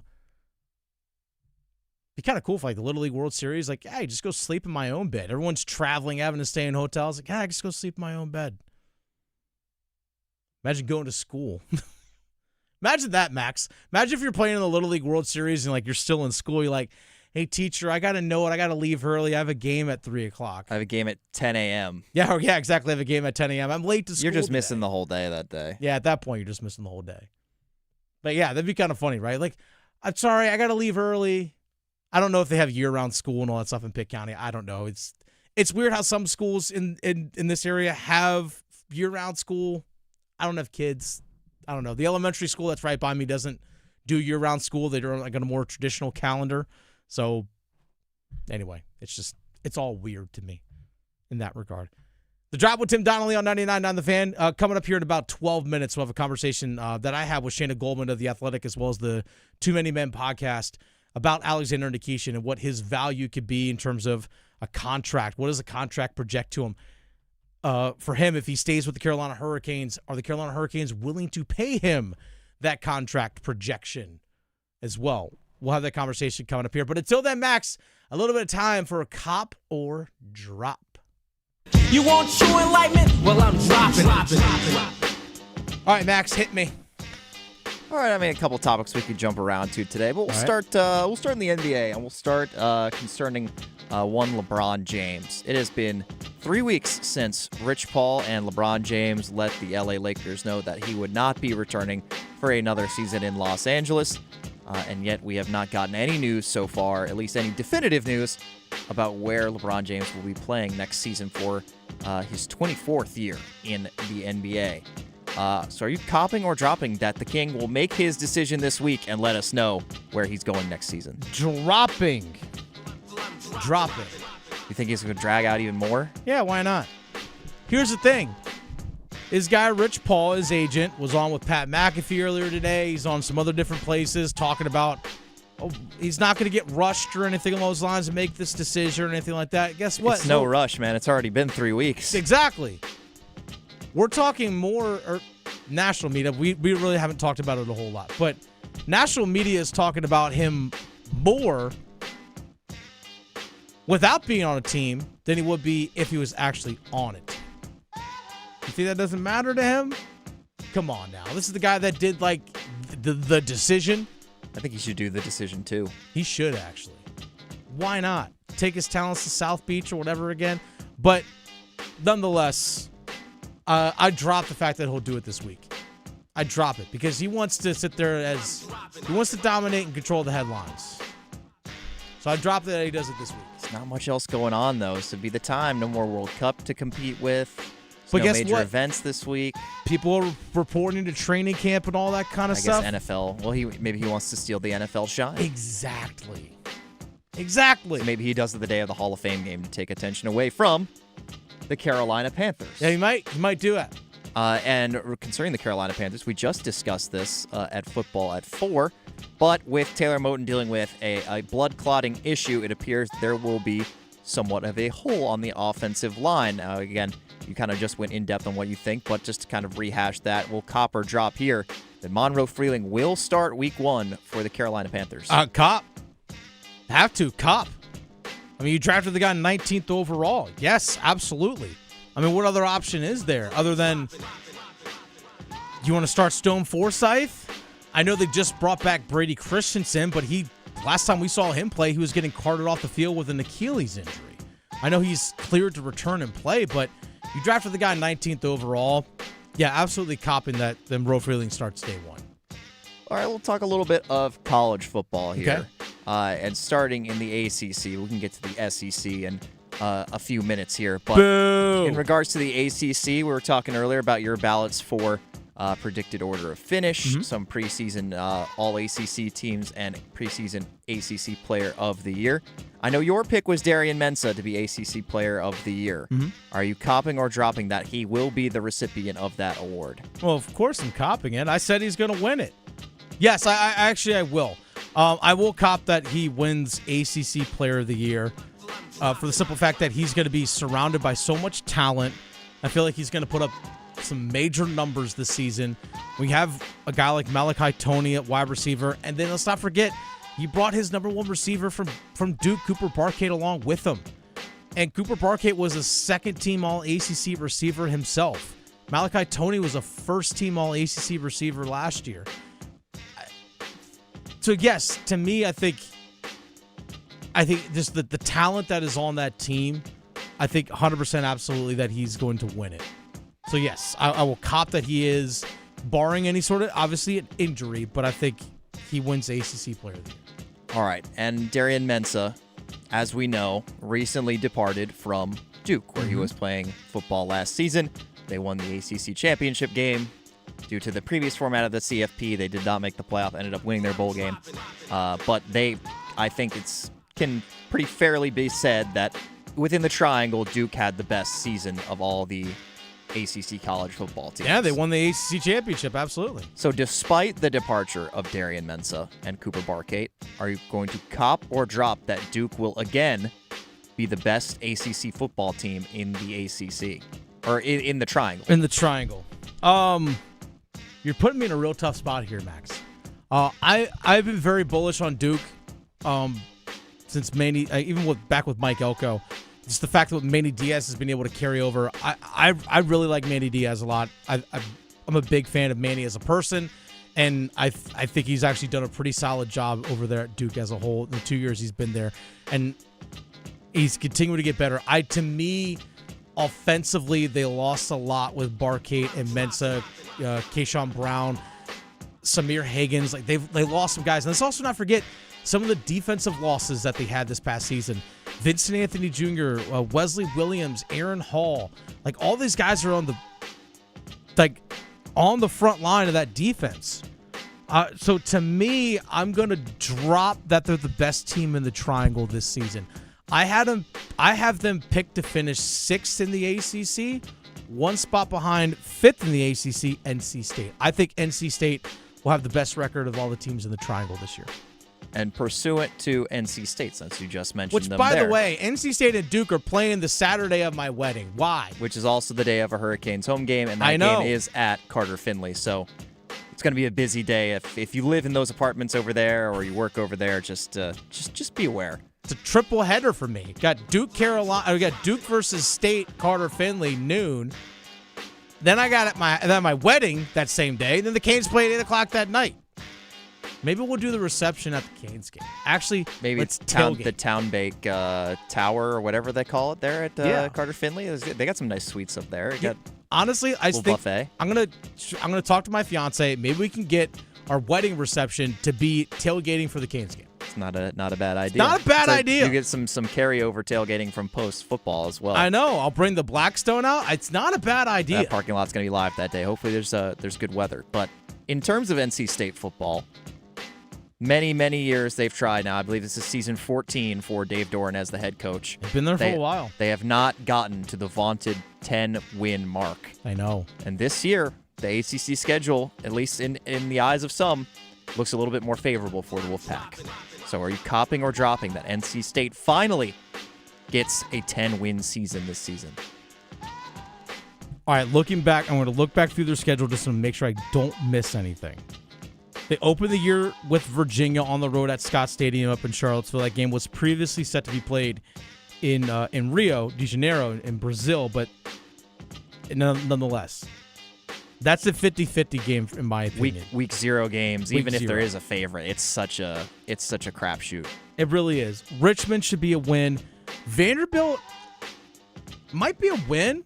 No Diego Pavia anymore, but I don't know. Vanderbilt's building themselves up, so I'll say coin flip on that one as of right now. They have App State at home, which, by the way, I really want to go to that game. That's September 26th. I really want to go to that game. App State at home, that should be a fun atmosphere, but they should beat App. Louisville's not a pushover. by the way. I actually have Louisville finishing third in the ACC. So I'll say that one's a loss. Wake's not a pushover either. But that's definitely a game they can win. Stanford, they should win. Cal, they should win. Duke is no pushover. Syracuse, Florida State, Carolina. So Copper dropped if they reached the double-digit win marker. Are we factoring in the bowl game? We'll throw them the bone. We'll give them the bowl game as well. Now we're throwing in the bowl game. You're making this more difficult for me. So Max. 10-3. Can they get to at least 10-3? Or who knows? Maybe even we're talking about an ACC championship game as well. If you're that high, which it doesn't seem you're that high on them, considering this is a real stressful decision. But no, that's the thing. Like, I actually do think they could be a really, really good team this season. Then the thing is, if one of those losses against Vanderbilt, well, that's out of conference, then they could have another chance at that ACC title game. I know. I think they could be a really good team this season, but I'm going to drop they reach double-digit wins just because history's not on their side. No. And I can't predict. Like, they've only had double-digit wins in their history one time. They had 11-win season. So I can't sit there and say they're going to win double-digit wins this season. I just can't. I think And you know what? And they might cut this video at the end of the season and say, this guy's stupid. And that's fine. If you reach double digits, NC State football, I'm going to give you permission to take this video of me saying you're not going to hit double-digit wins this season, including a bowl game. You're allowed to take this video and this audio and put it out there on the socials and just put a clown face emoji on top of me. That's fine. I will give you permission to do that. I will own it, but I can't sit there and say, I can't cop and say they're going to win 10 games this season. Yeah, their record, especially on the road against SEC opponents, has not been great, but who knows what Vanderbilt will be without Pavia. I know they've built it up well with the coaching staff there, but you don't know until you see him hit the field. That's the reason they play the games. And who knows what Virginia's going to look like week one, with a quarterback with Bo Perbula, who's coming over from Missouri. I think the advantage, especially early on in the season, is the fact that you have C.J. Bailey back, Duke Scott's back, you have Dave Doran back, and I think a lot of those defensive pieces are back too. Now the question, you mentioned it earlier, Max, about who's C.J. Bailey throwing the ball to. No Noah Rogers. I think Terrell Anderson's no longer there as well. So there's just been a lot of turnover. No Justin Jolie anymore. Obviously, he's in the NFL, so it's just it's difficult to say. It's difficult to say, but to me, they might be a 9-3 team during the regular season. Let's hope they can improve on defense from last year. I think they should. All right, and then last one here, and this will transition us into the conversation that you had with Shayna Goldman earlier today. Okay. There's been some contract news around the NHL today. We had Jet Greaves, the goaltender for the Columbus Blue Jackets. They've got their arbitration filings where the player says what they think they're worth, and then the team says what they think the player is worth, and eventually the arbitrator will meet in the middle. There was like a $5 million gap between those two. It is strategic, as was pointed out by Elliot Friedman, who reported this, but the teams are far apart on that. And then a defenseman contract handed out in Utah today to John Marino. Mm-hmm. He got 8 years by $6.8 million per. All this leads to say, cop or drop, the Hurricanes will eventually sign restricted free agent defenseman Alexander Nikishin. Sign him just at any deal at all? I'm going to drop it.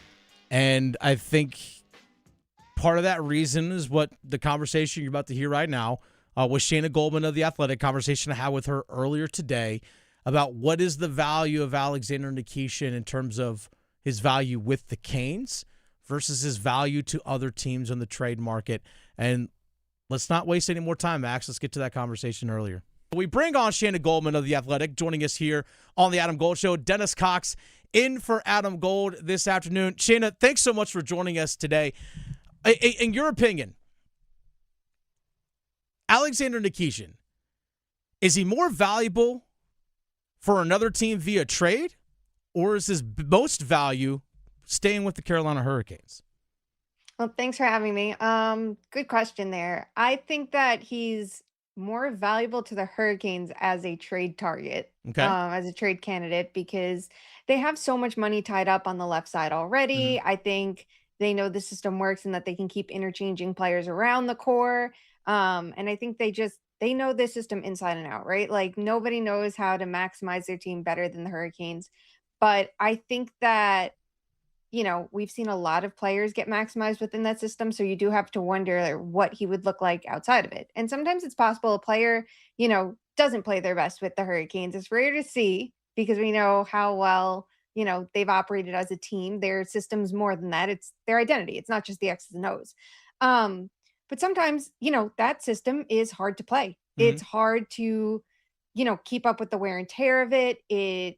Some players, might thrive in other situations. I think Marty Necas is the perfect example of that, right? Like his game with the Avs is way more agreeable than it was with the Hurricanes.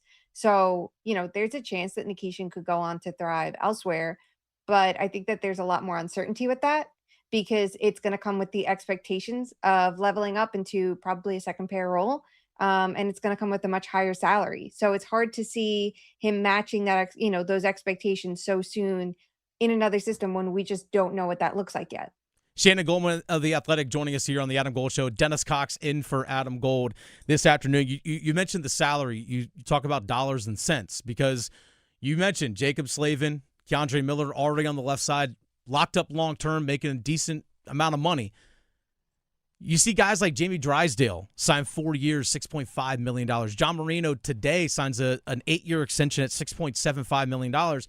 The offensive production this past season from Alexander Nikishin, he had higher offensive output than both of those guys.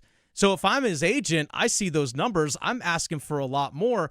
Do you think, in your opinion, is Carolina willing to pay him what the market might dictate, a guy that's 24 years old with his size and skating ability and his offensive production in just year one in the NHL?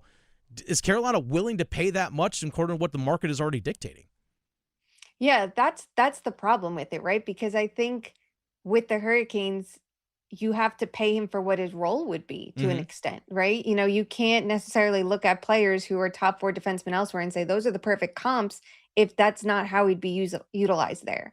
And I think, we can get caught up too much in they have so much invested in the left side and that matters, but also sometimes, teams just have to balance the books that way. Right-handed defensemen are coveted in this league for a reason, right? Yeah. So if they can find cost-effective options, but they know they have a staple on each pair, or, they know that someone can shift to the right to balance things out. We've seen Slavin shift back and forth before. Like that's another option for them too. But I think I have a hard time seeing them going for a maximum contract that's above market price when that's just not how they've operated. Part of their success is that they've come up with so many cost-effective contracts over the years. They've taken such a proactive approach. Obviously, they didn't have as much time to do that with Nikishin because there was only a year left as he comes in as a rookie. But I have a hard time seeing him get up to his market value, which over the next, I think, 6 years projects to be around $8 million. I just don't see that happening yet because that's a lot to ask as a third pair defenseman right now, even with the other comps out there, because John Marino doesn't have the offensive output, but he has, the defense. That's the name of his game. It's steady. When he plateaued before, he was moved to New Jersey. He found his footing again. I think he's been really solid for Utah coming off a great year. And with Jamie Drysdale, he's expected to be that offensive player. And they're in a different position too, right? That's a rebuilding team versus a contender. So sometimes you have to take the cut to stay with the contender. And I think that complicates it more for him as well. The market benefits him in a sense, but I think the Canes have more leverage in this case because, they trust within the strength of their system. They know that other teams might overvalue him. And you look at the rest of the cost-effective deals, like I just don't see him leaping up to those levels yet. Shayna Goldman of The Athletic joining us here. In terms of what he could potentially bring back in a trade, because as I asked you at the very beginning of this conversation about is he more valuable staying with the Canes or as a trade asset? And you said leaning towards trade asset, and correct me if I'm wrong, but what could he command in a trade? He's 24 years old, restricted free agent. He has, again, a ton of offensive upside and has everything from a physical profile that every team covets, with the exception that he's a left-handed shot as opposed to a right-handed shot. If the Carolina Hurricanes were to pursue a trade, what kind of compensation could they get in return? Yeah, he's an interesting one because it does feel like, again, similar to the Necas situation, it doesn't feel like Carolina would be selling low. Had they, decided to move on when they did with Necas, they would have been selling low. Instead, they took the patient approach, They sign him to that bridge deal, and then they're able to move him when his value is at its highest. With Nikishin, they benefit from, just winning a Stanley Cup. That experience matters, right? Because not just with having a ring, that matters to a ton of teams, ton of general managers. If you can play your game in the regular season, it's one thing. If you can do it in the playoffs, it's another. The style that he plays, I think, only adds to that because he's a tougher player, right? He's very physical, and general managers love that kind of, rough and tumble defenseman that can hold their own out there, and he's done it on the biggest stage. But I think we're seeing some trade movement this summer. We're seeing a lot more restricted free agents get moved than I don't want to say ever, but we have in recent years, right? Like, it's been a really wild offseason. You look at Simone Nemec in New Jersey, and, the Devils getting back a couple first round picks, and obviously their later picks, they're conditional. They are from contenders now, so they're not as valuable as, say, that potential top 10, top 5 pick that some teams might angle for here. But to have those trade picks for the Devils, that's trade capital. And I think that's how they would probably be viewed for the Hurricanes as well. So that model kind of makes sense to me, because that's someone that also doesn't have a huge track record and gets a pretty big leap in salary. Now he's in the $7 million range on a 5-year deal. So I feel like it's a similar situation in that. That's probably the model I'd be looking for. But I think if I am any other team, I'm a little bit worried about dealing with the Hurricanes when we've seen how they've come out of some of these trade situations before. And just knowing, like, if it doesn't work here, will it work somewhere else? And that adds some risk to it. And maybe some general managers try to, pull back on that. But I think when you see the price of these middle-class defensemen in unrestricted free agency and how much they're getting at different phases of their careers, it's more tempting to then just pay up in draft capital, which we see the value of first-round picks kind of dropping down recently. That works in their favor too. Shayna Goldman of The Athletic joining us here on the Adam Gold Show. Dennis Cox in for Adam Gold. We got a couple of minutes left here, Shayna. Again, thank you so much for your time. It's really intriguing. So in the article that you wrote on The Athletic, which, by the way, I encourage everyone to go read it, the fact that you use a lot of analytics and numbers to state your case about what he could be on either in trade value or in terms of signing a contract, the fact that he is 24 years old, but he only has 1 year of hockey in North America, How difficult is it to project what he actually can be in terms of what he can be in the NHL, in terms of player comps? I know you threw out some guys like Vince Dunn, James Wisniewski, even Noah Hannafin, former Carolina Hurricane. What is his ceiling as a player?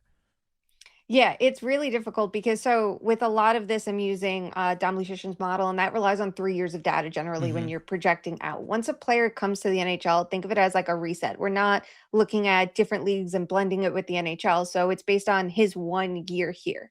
And that's a lot different than someone that has a longer track record that just adds more weight behind it, more ranges of outcomes, right? So for him, with any player, there's a range of outcomes.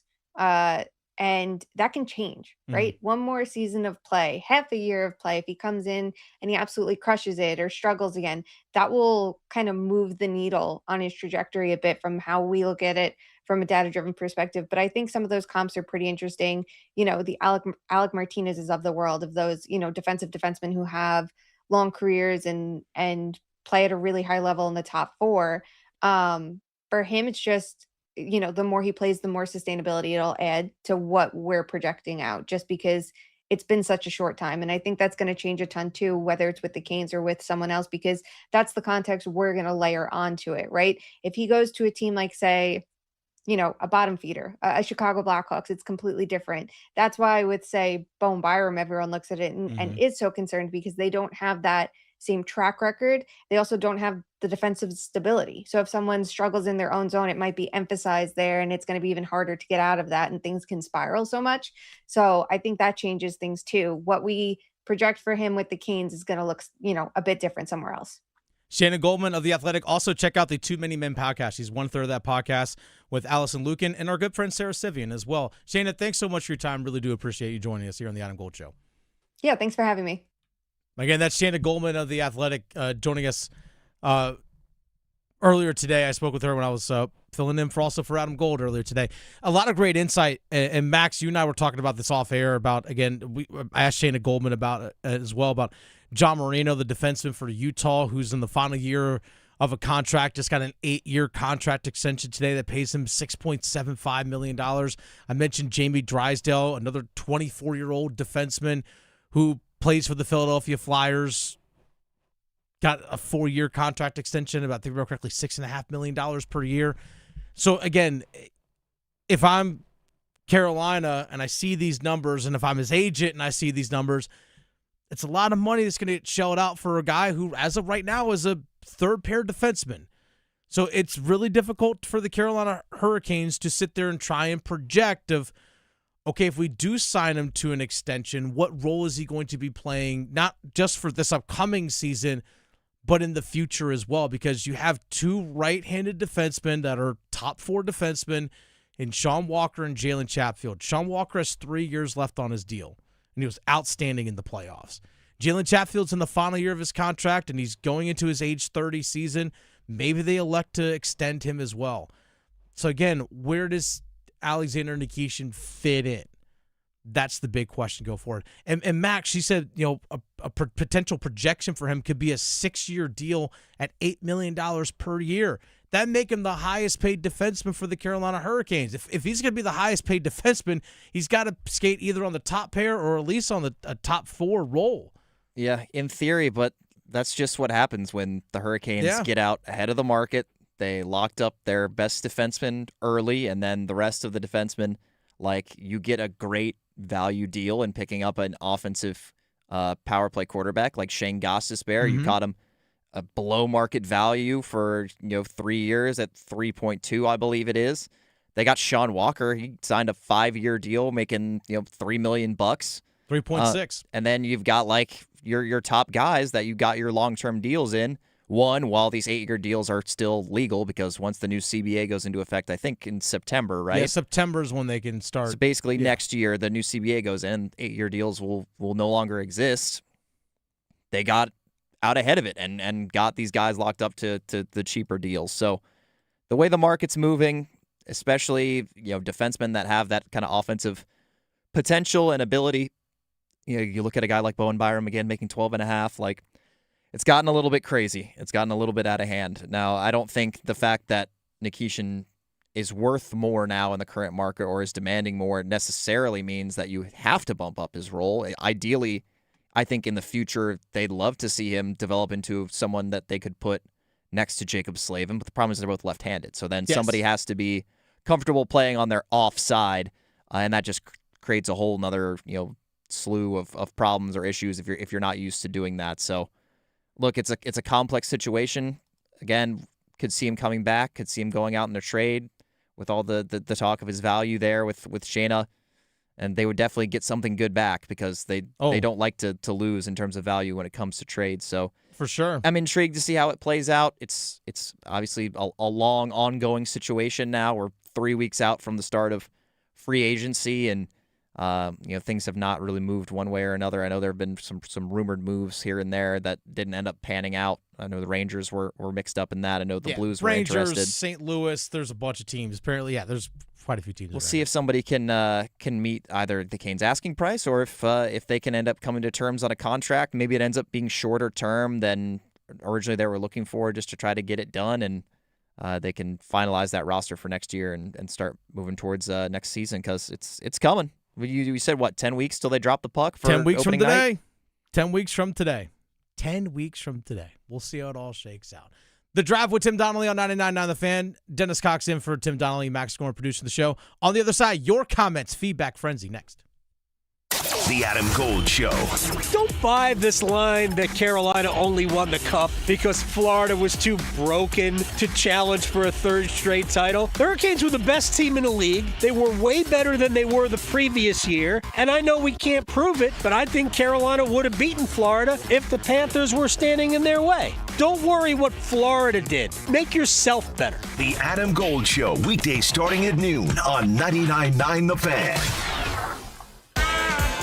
Bob Dylan in person. One night only.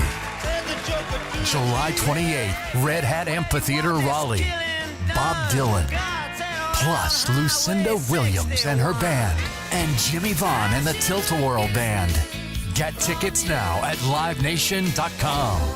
Bob Dylan Live, plus Lucinda Williams and her band, and Jimmy Vaughn and the Tilt-A-Whirl Band. Show starts promptly at 6:30 p.m. This is a special alert to all Americans who own a vehicle with less than 200,000 miles with an auto warranty about to expire or with no warranty coverage at all. Due to a decline in the economy, CarShield is announcing a low-cost, month-to-month vehicle protection plan that is now available to the public to save any driver out-of-pocket expenses on future auto repairs. Call now to find out how you can pay almost nothing for covered auto repairs. Yes, you heard that correctly. Pay almost nothing for covered auto repairs. An open phone line has been established for all drivers to call for a free quick quote.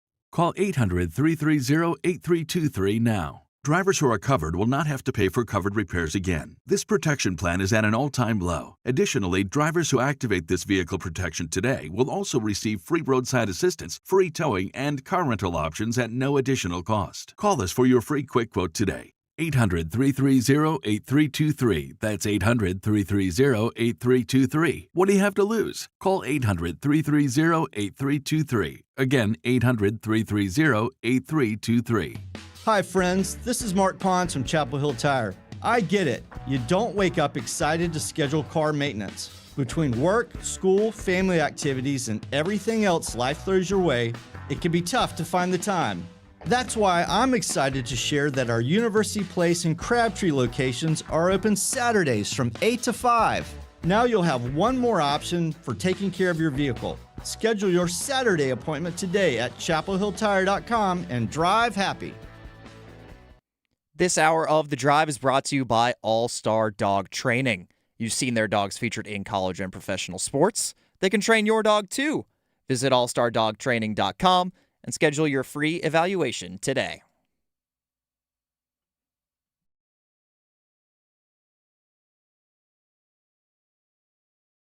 Coming up at 5:30, we will have the numbers game at 5:30, a chance to win a pair of tickets to see Skillet at Piedmont Hall in Greensboro. So again, that's coming up at 5:30. But Max, by the way, Dennis Cox in for Tim Donnelly this afternoon, The Drive with Tim Donnelly. Max Gorin producing the show.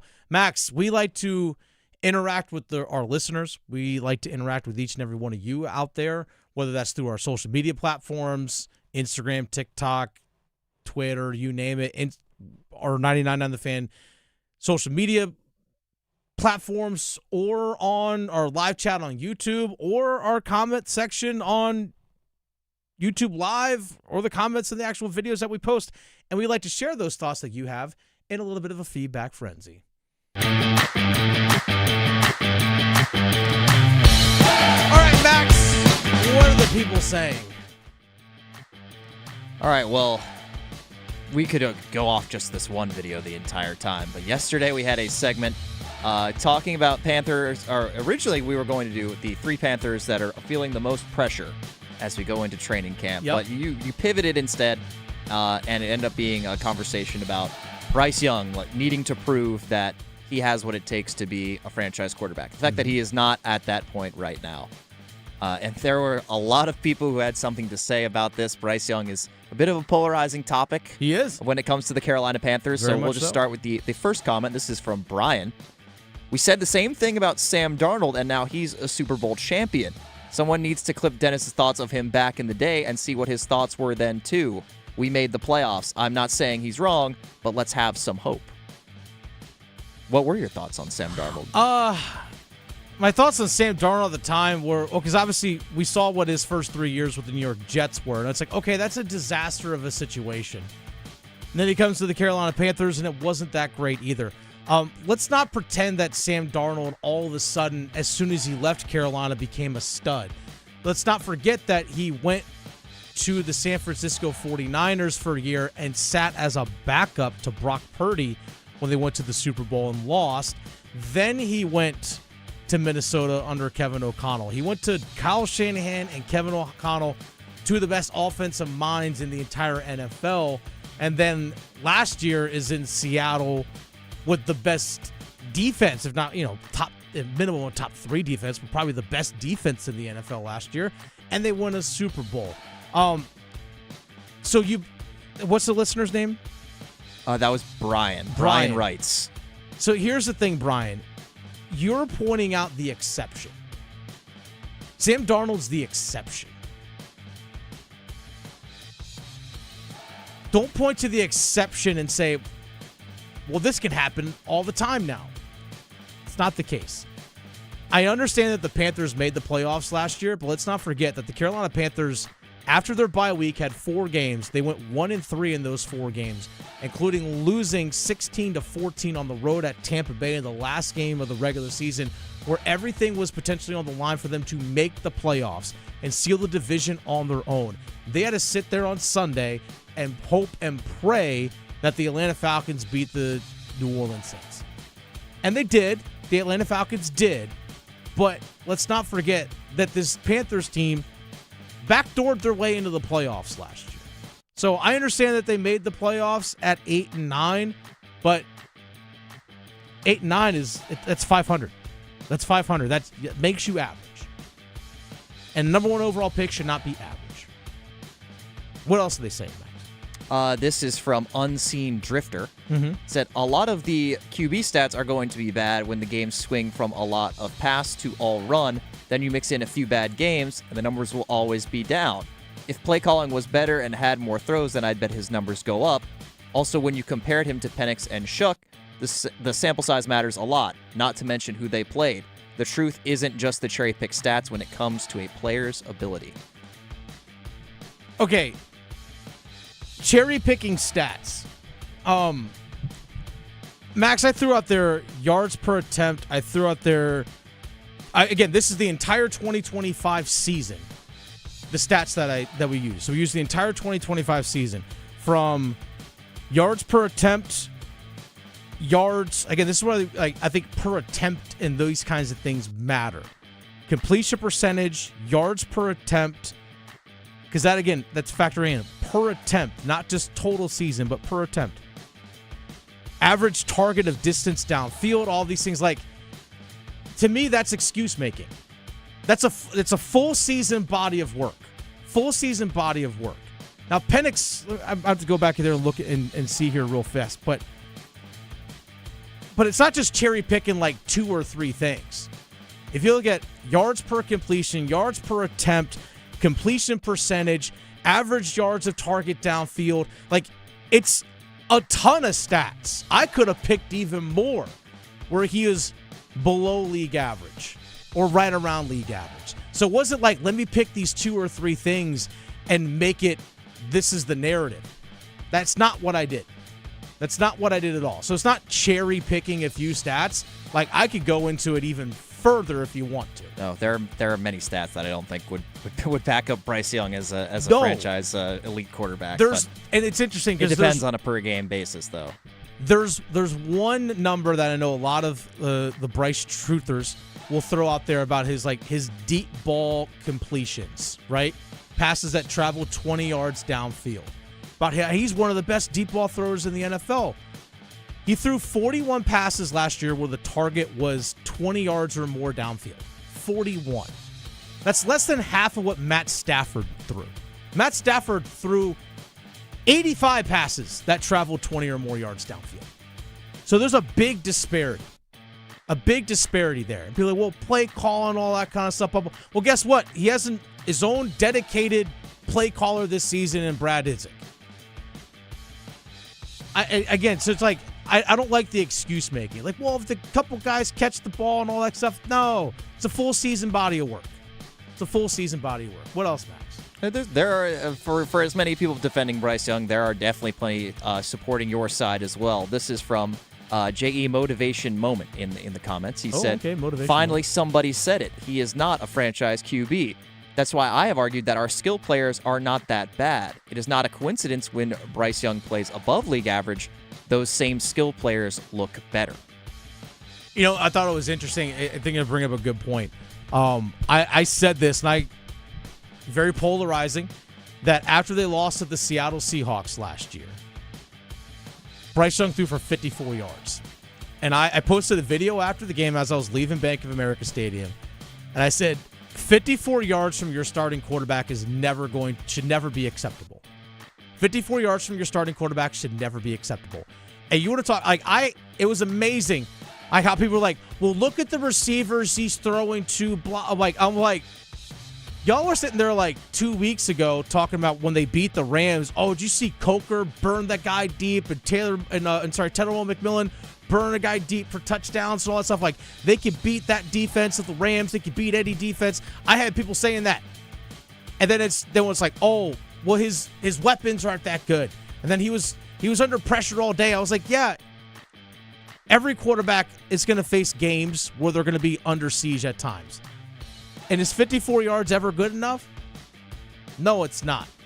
I said 54 yards passing is not good enough. Plain and simple, cut and dry. And the excuses came pouring from people. And I just responded, I said, when is 54 yards ever acceptable from a starting quarterback? Now, if Haynes King went in there and played and he threw for 54 yards, I go, okay. He's an undrafted free agent, not a former number 1 overall pick. Any more, Max, or we out of time here?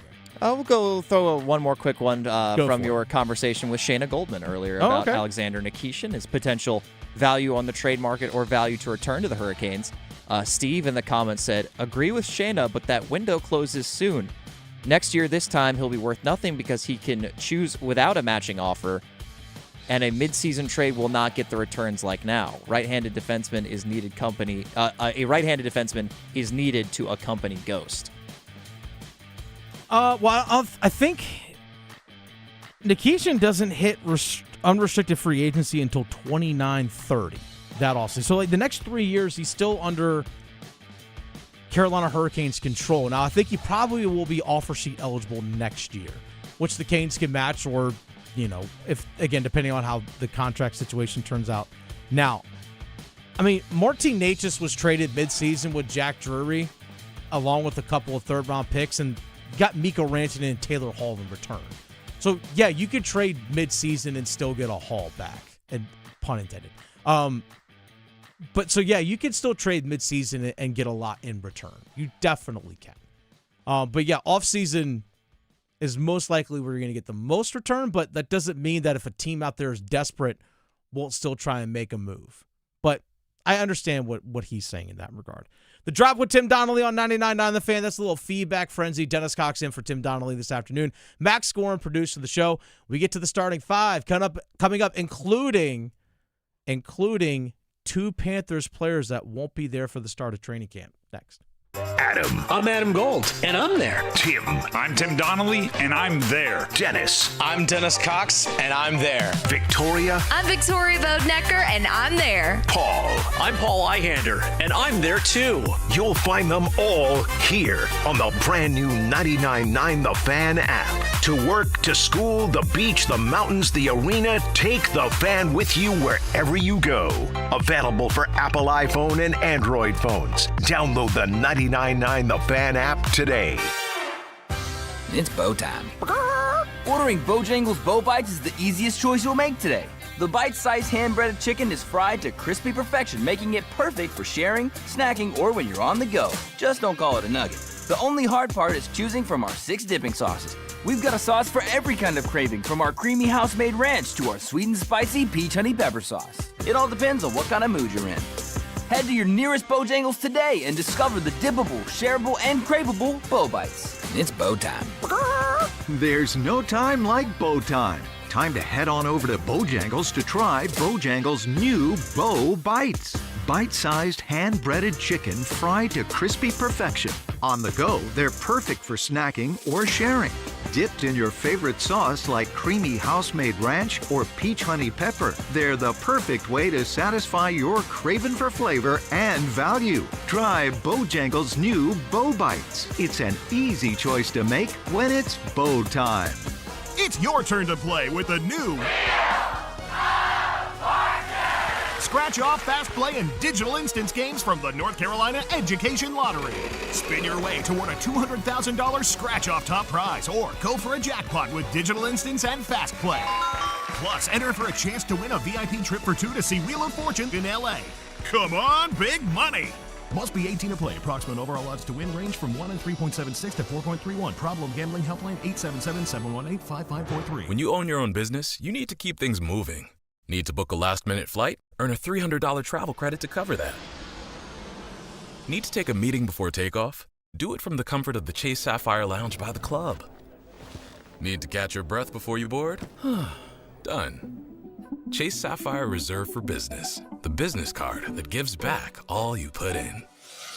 Visit chase.com/reserve business to learn more. Cards issued by JPMorgan Chase Bank, N.A. member FDIC, subject to credit approval. Terms apply. I'm attorney Brian Ritchie. Big truck accidents can cause life-changing injuries, and life-changing injuries deserve life-changing money. I know big truck wrecks, and I know how to fight those big insurance companies. If you've been hurt by a big truck, contact us at ritchielaw.com. I'm on top of it. Broadcasting live from the Eagle Leasing Storage Studio. WCMC HD1 Holly Springs. 99.9 The Fan. The Canes light the lamp here. I'm WRAL meteorologist Pat Campbell. The best chance of an isolated storm should stay north of the triangle tonight, 77 for the low. Wednesday, we'll see storm chances really ramp up during the evening, and at night, high temperatures still climb near the 90-degree mark. 5 o'clock check of your money. Dow Jones closes the day up 385 points to 52,224. This hour of The Drive is brought to you by All-Star Dog Training. You've seen their dogs featured in college and professional sports. They can train your dog too. Visit allstardogtraining.com and schedule your free evaluation today.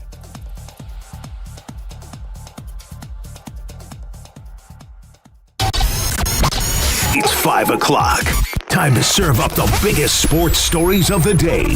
Here comes your starting five.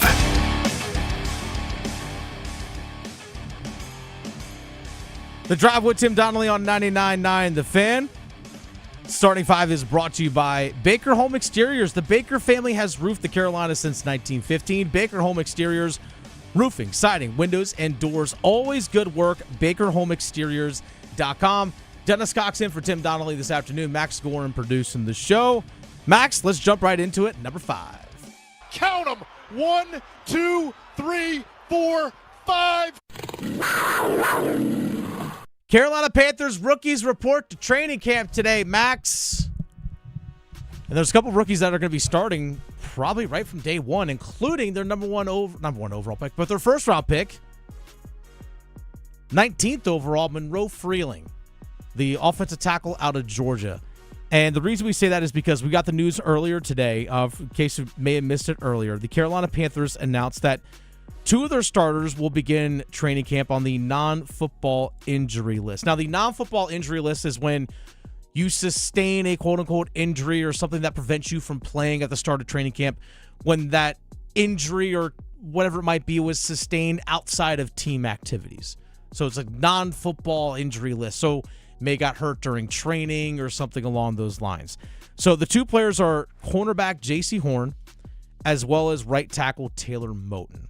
Now, J.C. Horn, this is according to Darren Gant of Panthers.com, so this is an official release from the team. J.C. Horn suffered a cut on his foot while running that required stitches, so he is expected to return early during training camp. Now, they still count towards the 90-man roster. It's just kind of a roster designation. And if you're also on the non-football injury list by a certain date of training camp, you have to miss the first 4 games of the season, basically like on injured reserve to start the year. So that's why this list is important. Now, again, J.C. Horn, a cut on his foot while running, requires stitches. How did he cut the foot? I don't know. He cut his foot running, but apparently he's going to be back early part of training camp. Now, Taylor Moton's situation is much different.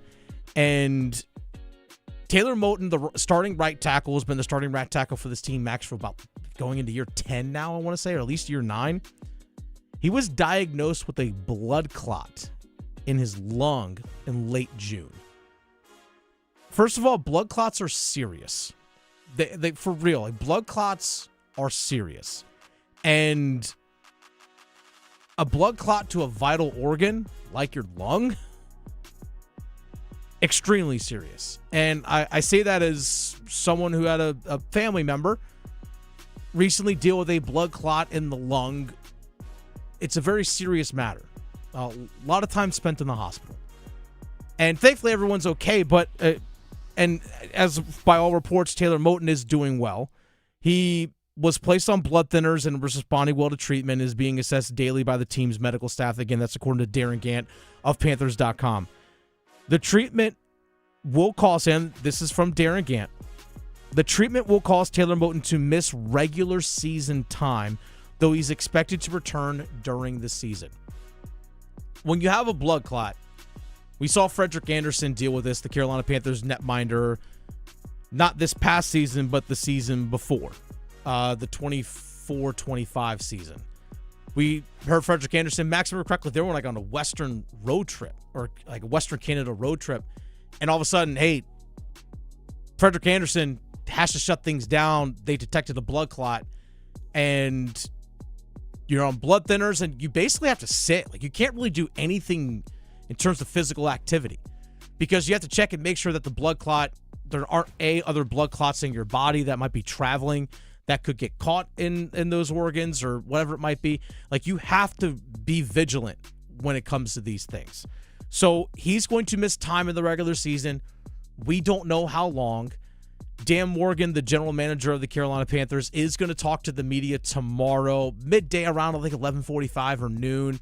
He'll talk to the media as well as a couple other members of the Carolina Panthers, returning veteran players, because vets report to camp tomorrow before Thursday's first practice. But Taylor Moton's going to be out for I'll say an indefinite period of time. So rookie Monroe Freeling, the 19th overall pick, the first round pick for the Carolina Panthers, well, guess what? He's probably should be starting day one for the Panthers at right tackle. I know the Panthers brought back Braden Christensen. He's coming off of an Achilles injury that he suffered at the midpoint of last season. He can play right tackle. He can play really all five spots on the offensive line. I know they have Rasheed Walker that they signed from the Green Bay Packers this offseason. He's probably going to start at left tackle. Ike Ekwonu's still coming back from his torn patellar tendon injury in his right knee. So there are still some question marks of health on the offensive line, but Monroe Freeling, get ready to start day one at right tackle. Get ready to start day one at right tackle. But in all seriousness, I do hope that Taylor Moton's okay. Take care of your health first. I mean, I hope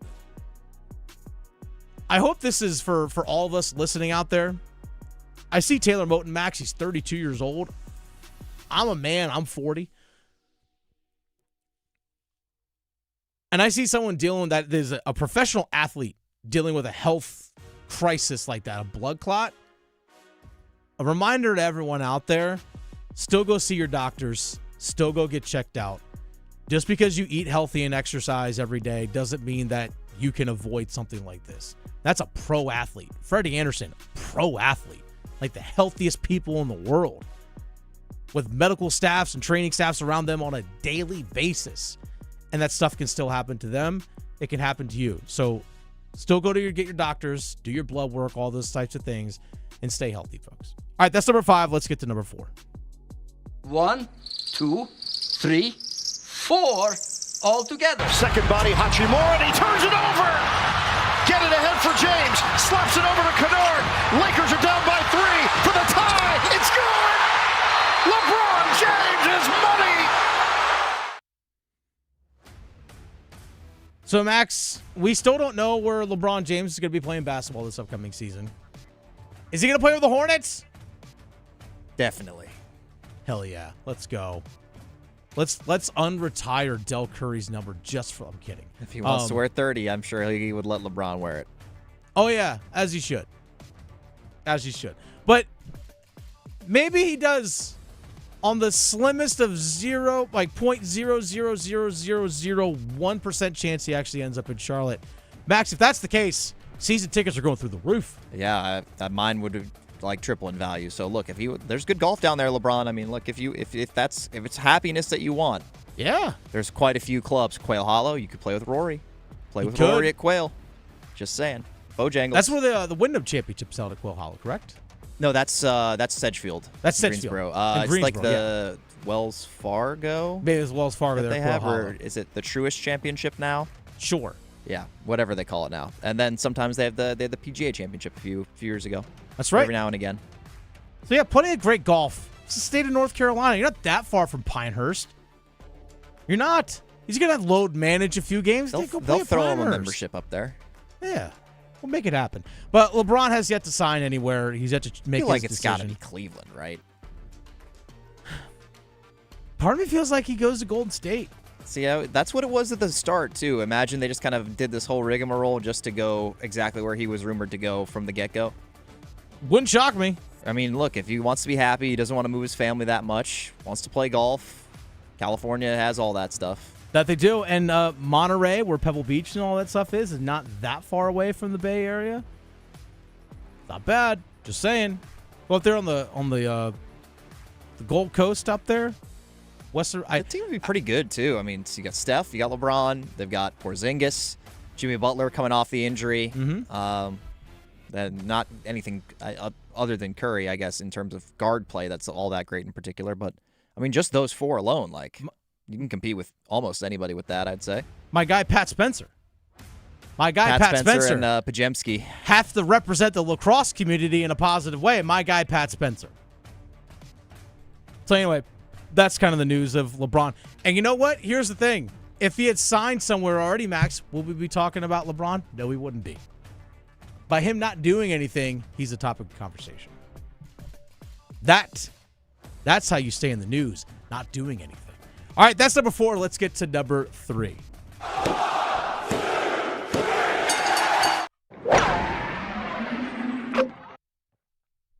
The starting 5 presented by Baker Home Exteriors, Dennis Cox, and for Tim Donnelly here on The Drive with Tim Donnelly, Max Scoren producing the show. Number 3 here, Max. It feels like day by day, Live Golf is getting closer to being non-existent, which I'm sure does not hurt the feelings of a lot of people. But we have a new alliance, just like we had with the Big 12 and the ACC and the Big 10 years ago.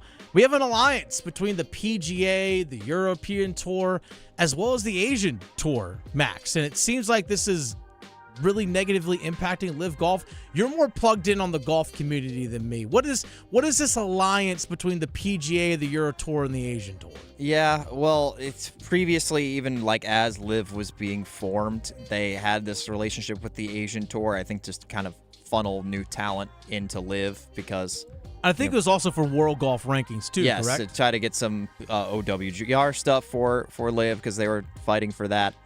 And now today, effective immediately now, the Asian Tour is going into this strategic alliance with the European Tour and the PGA Tour, which is just continuing to spell probably the end of Live. I can only hope so, because I've always been against this happening and splintering of professional golf at the highest level, and they just kind of stand for it, everything against like what competitive golf should be about.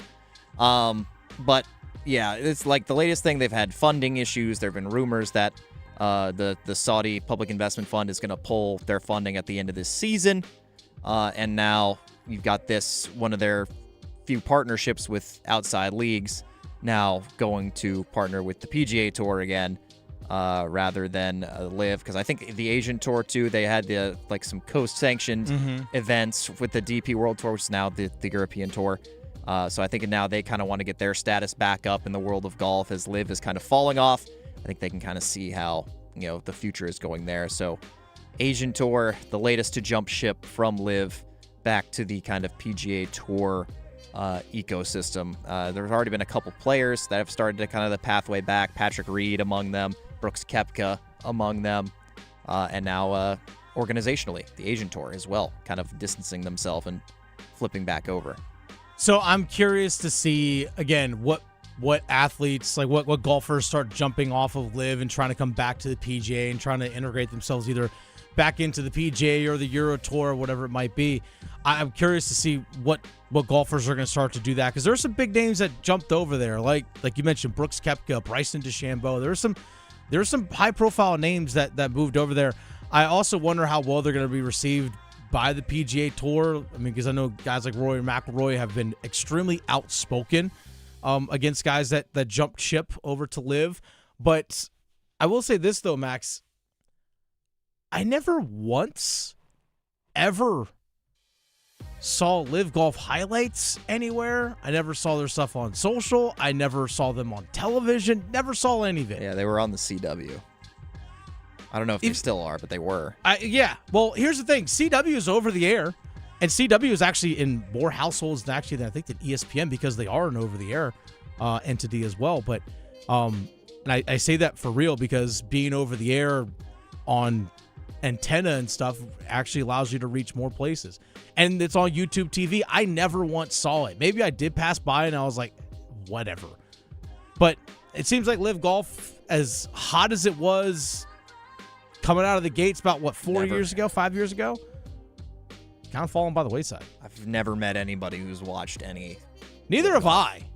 But obviously there was so much buzz around it when it all formed. But anyway. Honestly, the only time that I would consider tapping into it for 5 minutes would be on a day like today when there's nothing else going on.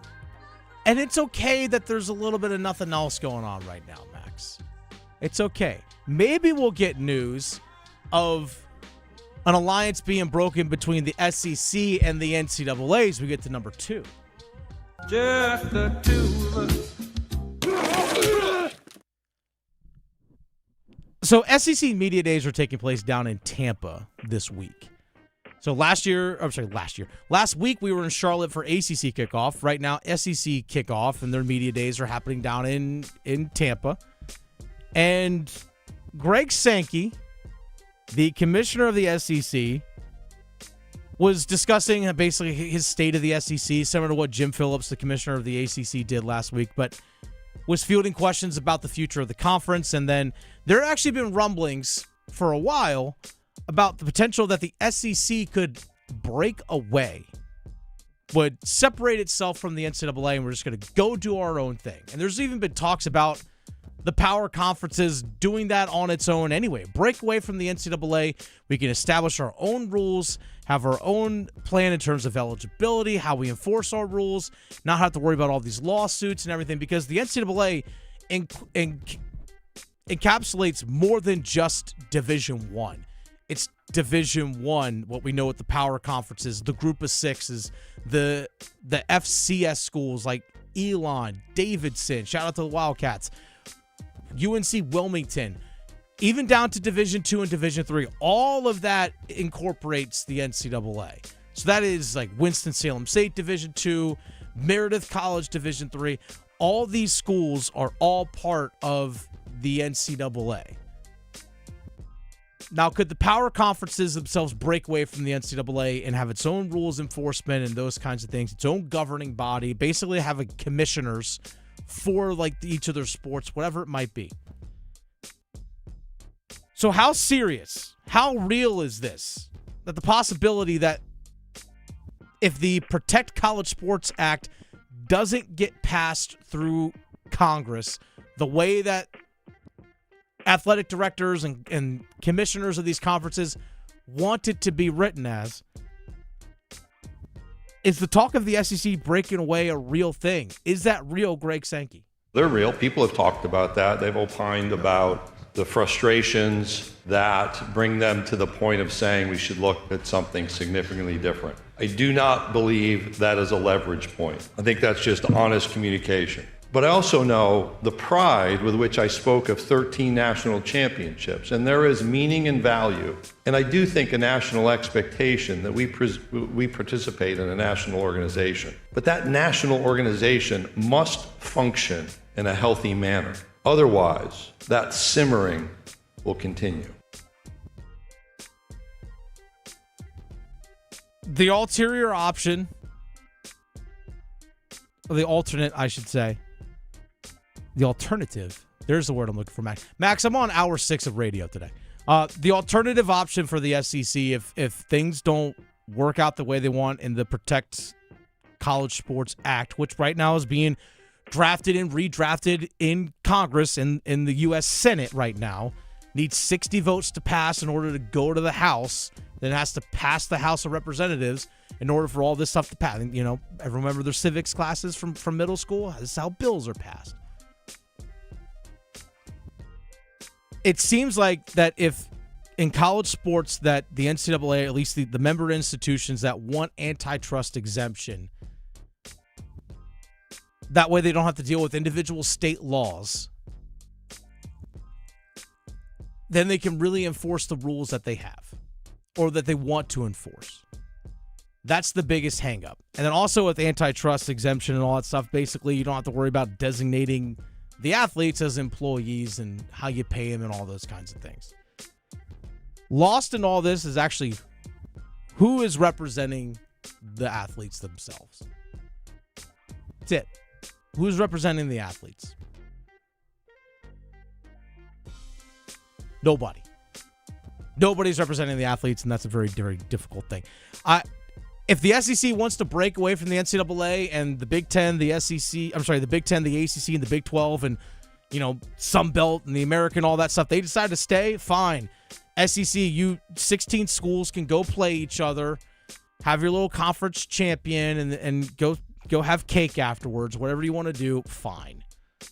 I think eventually we are going to get to the point, though, where, again, this is just my opinion, I think college football of the power conferences is going to separate it from the NCAA, separate itself, and college football, like the power conferences, are going to sell their media rights as a package together, just like the NFL does. And then we still have the Atlantic Coast Conference with men's and women's basketball, baseball, and lacrosse and all those things as we know it right now. And that stuff still stays intact. So ACC basketball will still be what it is. Big Ten basketball, SEC basketball, Big 12 basketball, and baseball, all that's still going to be the same.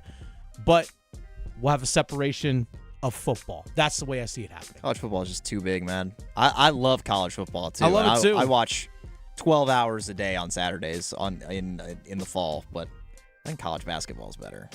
That's fair, and that's totally fair. But I think as well as, again, football separates itself, again, just the power conferences do. So you still have American football, still part of the NCAA, like the group of sixes still stay intact. Like the American, which is ECU and Charlotte, the Sun Belt, which incorporates App. I still think they operate and do the thing like they do now, and they have their own champion. I think that's fine. And then the power conferences separate, have their own thing. I think that's fine. I think that's eventually where we're going to get to. That's just how I view it. We'll see. We'll see. Time will certainly tell. All right, that's number 2, Max. Let's get to number 1. Go one! Here comes Gostisbehere into the Vegas zone. Drops here for Aho. Back to Gostisbehere. He's going to set it up. Side of the net. They score! Tick, tack, toe! Andrei Svechnikov's second power play goal. And it puts Carolina up 4-1 in Game 5. The Carolina Hurricanes announced earlier today, news dropped about 10 o'clock this morning. The Canes announced earlier today that they'll be launching their own sports network, which is going to serve as the Canes' exclusive broadcast home moving forward. Now, this is for their local rights. Now, games that are on national television, like, for example, 10 weeks from today, which, by the way, 10 weeks almost to the minute, their season opener against the Florida Panthers on September 29th, they will have that game is on national television on ESPN. So games on ESPN, TNT, those are national broadcasts. But we don't have FanDuel Sports Network anymore as the rights holder for the Carolina Hurricanes. We don't have that. So a lot of questions going forward about, where do I watch Canes games? How do I watch Canes games? Well, it was announced today by the NHL as well as the Carolina Hurricanes that there's going to be a collaboration between the Canes and the NHL in terms of producers and production and all those kinds of things regarding a television broadcast for the Canes this upcoming year.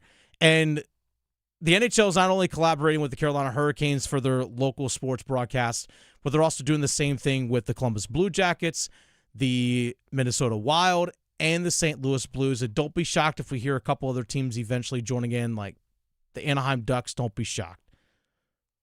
But at some point, we're going to have to figure out how this channel, I'm going to call it this Carolina Hurricanes Sports Network, how's it going to be distributed? We don't know exactly what channel it's going to be on if you turn on cable. Is it going to be on a streaming service like a YouTube television, Sling, Fubo TV? Is it going to live on those platforms? Is it going to have a direct-to-consumer streaming option, basically an app? Like, can I watch it through the NHL app and subscribe to it that way? Do I have to go through a third party like Amazon, like a lot of people did with FanDuel Sports Network? Is there an app that I can just download directly onto my television that I can have? Can I watch that way, or do I again have to go through a third party? We don't know all that information yet. So we don't know the distribution partners, channel locations, the actual name of the actual channel, the branding of it. We don't know any of those things yet. They have 10 weeks to really fully figure this out, but 10 weeks will arrive here real quickly.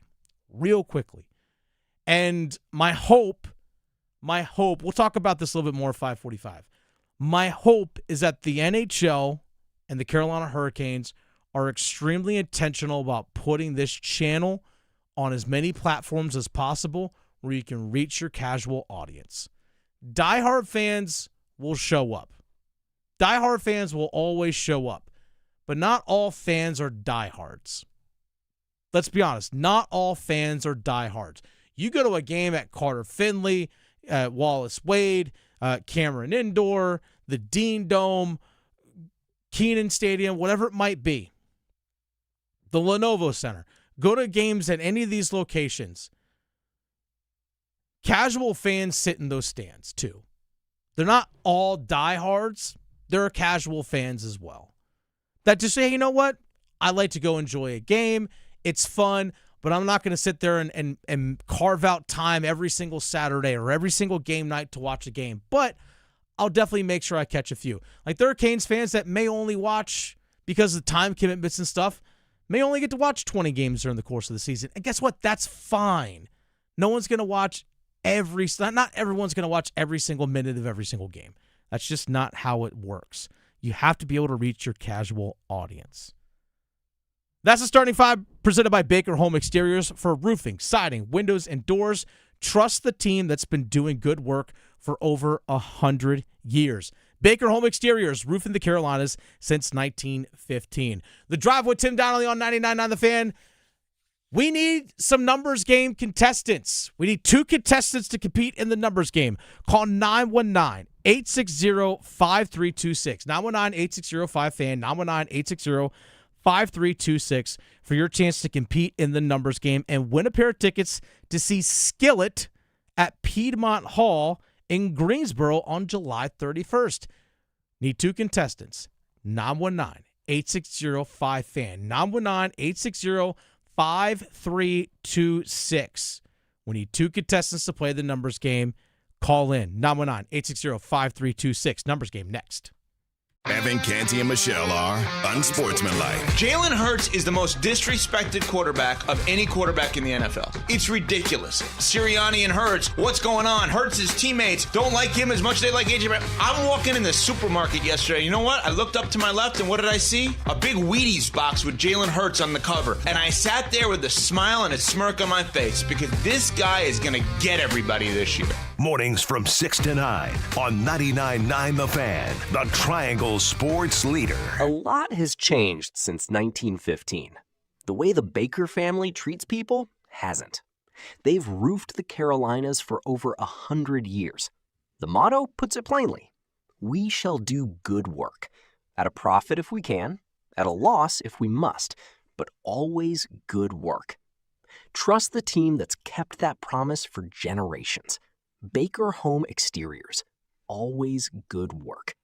Visit BakerHomeExteriors.com. Yeah, can you pass me a Baja? A what? Mountain Dew Baja Blast. Try it.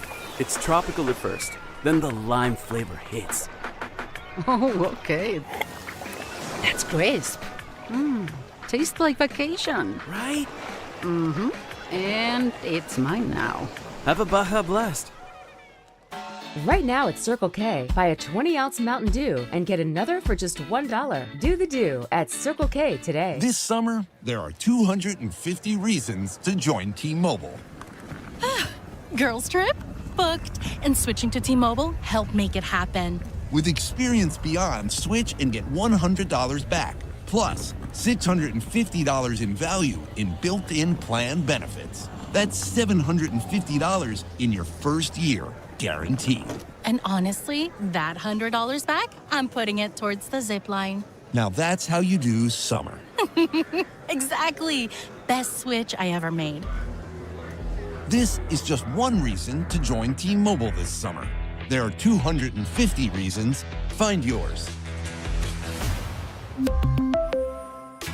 Savings based on the value of benefits included with Experience Beyond, like entertainment and 1 year of AAA Classic and Dash Pass on us. Benefits may require activation. See plan for details. Get $100 via virtual prepaid MasterCard with eligible ported and no cash access and expires in 6 months. Issued by Sunrise Banks, N.A. member FDIC. Allow 8 weeks.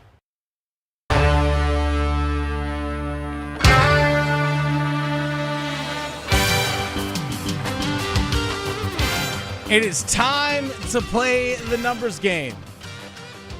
Here on The Drive with Tim Donnelly on 99.9 The Fan. Dennis Cox in for Tim Donnelly. Max Scoren produced the show. We have a pair of tickets to see Skillet at Piedmont Hall in Greensboro on July 31st. That's what's at stake between our two contestants. We have Doug and Raleigh. We have John and Wilson. We need to determine, Max, who goes first here in the numbers game. Going to ask Doug and John the same question. They're both going to provide their answers. Max, the producer of the show today, will choose the answer he likes most to determine who goes first. Doug and Raleigh. Doug, are you there? Yes. All right, Doug. Today's National Junk Food Day. National Junk Food Day. What is your favorite junk food? My favorite junk food would be pizza. Pizza. We count pizza as a junk food? Yeah, you're asking me? Yeah, we're going to go pizza as a junk food, Max?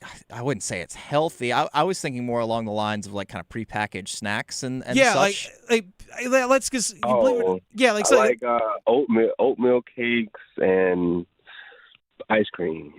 Okay, pick one. Oatmeal cakes or ice cream? Which one do you go with, Doug? Ice cream. Ice cream. All right, Max, any follow-up questions? Actually, what flavor? What's the flavor we're rocking with when it comes to ice cream? I mean, my favorite is mint, but cookies and cream mostly. Okay. All right. It's all right. Doug, go on ice cream. He loves mint, but generally goes with cookies and cream. Also likes pizza and oatmeal cakes. And oatmeal cakes as well. I mean, pizza's amazing. All right, let's go to John and Wilson. John, are you there? Yes, sir. Same question for you. National Junk Food Day is today. Give us your favorite junk food. Doritos. Max, any follow-up questions here? No. I have a question for you, John. What flavor Doritos? My favorites are the nacho cheese and the Cool Ranch. Nacho cheese and Cool Ranch. Okay, Max, you have Doug. He's going with ice cream. He also said like oatmeal cakes and some other things, but he's going with ice cream as his favorite junk food, in particular mint flavor, but also sometimes cookies and cream. And John and Wilson, Doritos, in particular the nacho cheese as well as the Cool Ranch. I think John fit the theme better in terms of it, like what actual junk food is. But I personally, I'm not a very big fan of Doritos. It's just never really hit for me. So Okay. we'll go with Doug and the ice cream / pizza / oatmeal cream pies. Okay, a little bit of an upset here. I honestly thought you were going to go with the Doritos on that one, Max. All right, just not a Dorito guy. That's fair. They taste very, and I know it's kind of the point. They just taste a little too artificial for me. That makes sense. That makes sense. All right. So, John and Wilson, you stay on the line. We're going to go to Doug and Raleigh. Doug, you are first. By the way, our tiebreaker, if we do have a tie, unless there's a dual 5 for 5, our tiebreaker is who goes first. So, right now, Doug, you're the tiebreaker as of right now. Doug and Raleigh, are you there? Yes, I'm still here. All right. So, Doug, we need to determine what category for you to choose from. We have NFL. The places you'll go. So these players all have a name or location, like a location tied into their name somewhere. So NFL, the places you'll go. Major League Baseball, sacrifice kings, players who led leagues in sacrifice bunts at some point. NBA, Kyrie Irving's teammates. So these are players who've all played with Kyrie Irving at some point in their career. And also Hurricanes throughout history. I'll go with Kyrie. Okay, so NBA Kyrie Irving's teammates. Now, this encapsulates his entire NBA career. So I'm going to give you the name of the player and the team. You give us the jersey number. 30 seconds on the clock. You do have one pass. Any questions, Doug, before we get started? No. All right, time starts when you hear the horn. Kevin Love, Cleveland Cavaliers. 11. Incorrect. PJ Washington, Dallas Mavericks. 13. Incorrect. Kevin Love, Cleveland Cavaliers.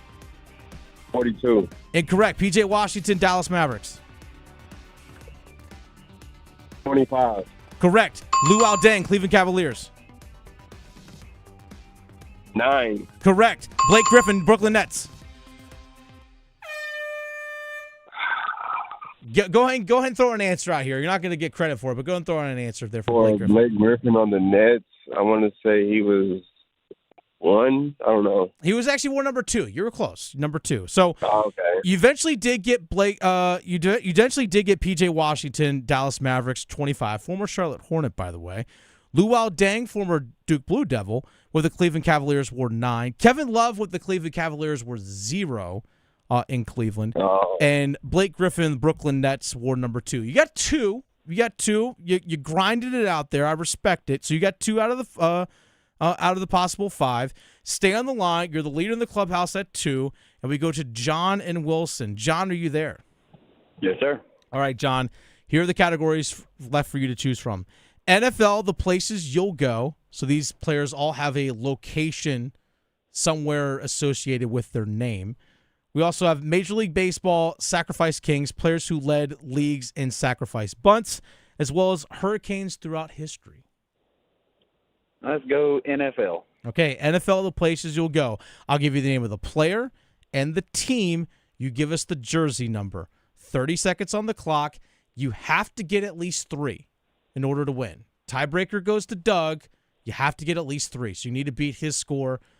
Any questions? You do get 1 pass. Any questions before we get started, John? Nope, I'm good. All right, your time will start when you hear the horn. Joe Montana, San Francisco 49ers. 16. Correct. Roma Dunze, Chicago Bears. 87. Incorrect. Dallas Goedert, Philadelphia Eagles. 86. Incorrect. Roma Dunze, Chicago Bears. Pass. Carnell Lake, Pittsburgh Steelers. 1. Incorrect. Dallas Goedert, Philadelphia Eagles. 88. Correct. Roma Dunze, Chicago Bears. Oh, God. Just missed. So you got Dallas Goedert there, 88, Philadelphia Eagles. You got Joe Montana, San Francisco 49ers. You got 16. Roma Dunze, Chicago Bears. Younger player, where's number 15 for the Chicago Bears? Carnell Lake, Pittsburgh Steelers, 37. You got 2, you tied, but it's not enough for the win. The tiebreaker goes to whomever goes first. So Doug in Raleigh is our winner. Doug, congratulations, sir. Thank you. You never thought ice cream would actually ever win something for you, but congratulations, it did. Yeah, me neither. But Yeah, thank it you did. again. So stay on the line. Max is going to get your information from you. We'll definitely get the tickets to you. Congrats for playing. Thanks for playing, and congrats on the victory, sir. Thank you. So the NFL places you'll go category, to kind of give people a little insight to that category. The places you'll go: Joe Montana. Montana is a place that you'll go. Rome Odunze. Rome is a place that you'll go. Dallas Goedert. Dallas is a place that you'll go. Carnell Lake. People go to a lake as well. So those are that was kind of the fun of that category. Shout out to Paul Ihander, our program director, who puts these lists together on a daily basis, by the way. Max, I never did ask for your junk food, but we'll get your junk food favor here in just a little bit because it is National Junk Food Day. I got to go. My one seed on the junk food. It's obviously the double stuffed Oreos. Obviously, double stuffed Oreos. The Drive with Tim Donnelly on 99.9 The Fan. Dennis Cox in for Tim Donnelly this afternoon. Dennis Cox here real quick for my friends over at Loan Pronto. People, folks, if you have a 2%, 3%, or 4% mortgage rate, Don't refinance it. You don't have to, but you could still get cash out of your home. Introducing Loan Pronto's zero-cost equity loan. That's right. With Loan Pronto, you can get all the cash you need without touching your first mortgage and without any fees. One local homeowner just got $100,000. They paid off all their credit cards. They paid off their existing HELOC, remodeled their kitchen, and saved over $1,500 per month. And it gets better, folks. There's no hard credit pull up front, usually no appraisal, no long drawn-out process. And listen, no closing costs. You may even be able to skip your next 2 house payments. Call Loan Pronto now. Leave that low-rate mortgage you have intact, but get the cash you need in as little as 2 weeks without paying closing costs. LoanPronto.com. See how much you can get right now. 919-381-1760. That's 919-381-1760. LoanPronto.com. For qualified homeowners, equal housing lender, NMLS 1661781, NMLSconsumeraccess.org.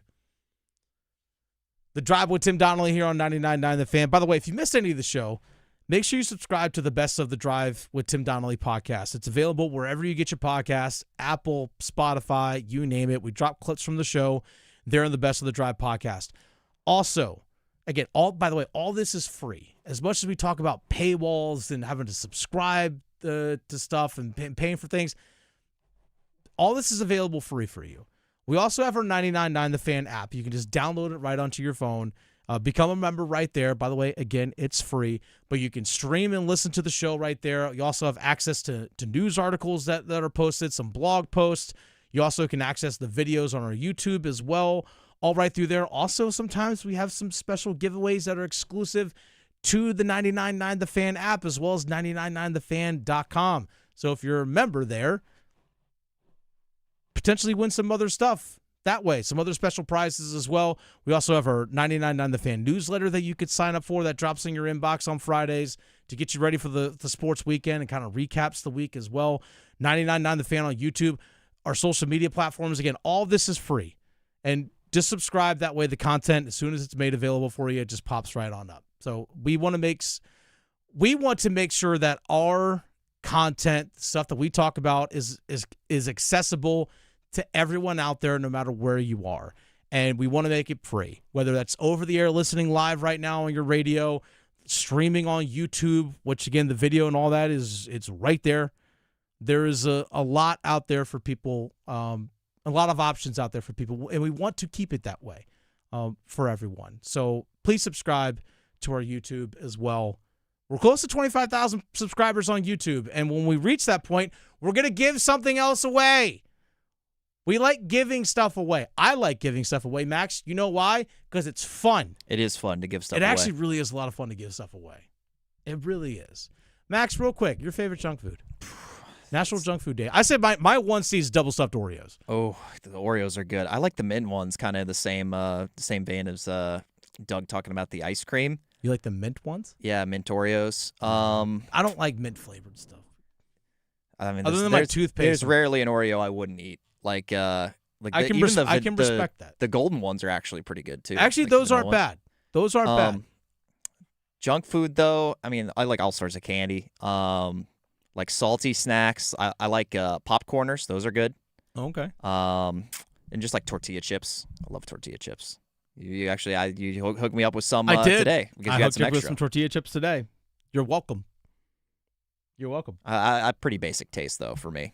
Pretty basic. Here's the thing. Salt and vinegar chips too. I like. I can't do the vinegar. I can't do the salt and vinegar. I can't do it. Cape Cod potato chips, just the regular sea salt ones, are a go-to. For me, double stuffed Oreos are amazing. I had an aunt that lived on Cape Cod. I think she still does. But you used to be able to go and do tours at their factory and stuff. Oh, really? And you get free little sample bags. It was awesome. I don't think they do it anymore though. Where I grew up in Virginia, you can still find it in some places down here in North Carolina. But I like the where I grew up in Virginia, especially where I went to college in the Shenandoah Valley, Route 11 potato chips. You ever heard of those before? I haven't. Route 11. So they're located. So I went to college in the Shenandoah Valley in the town called Winchester, Virginia.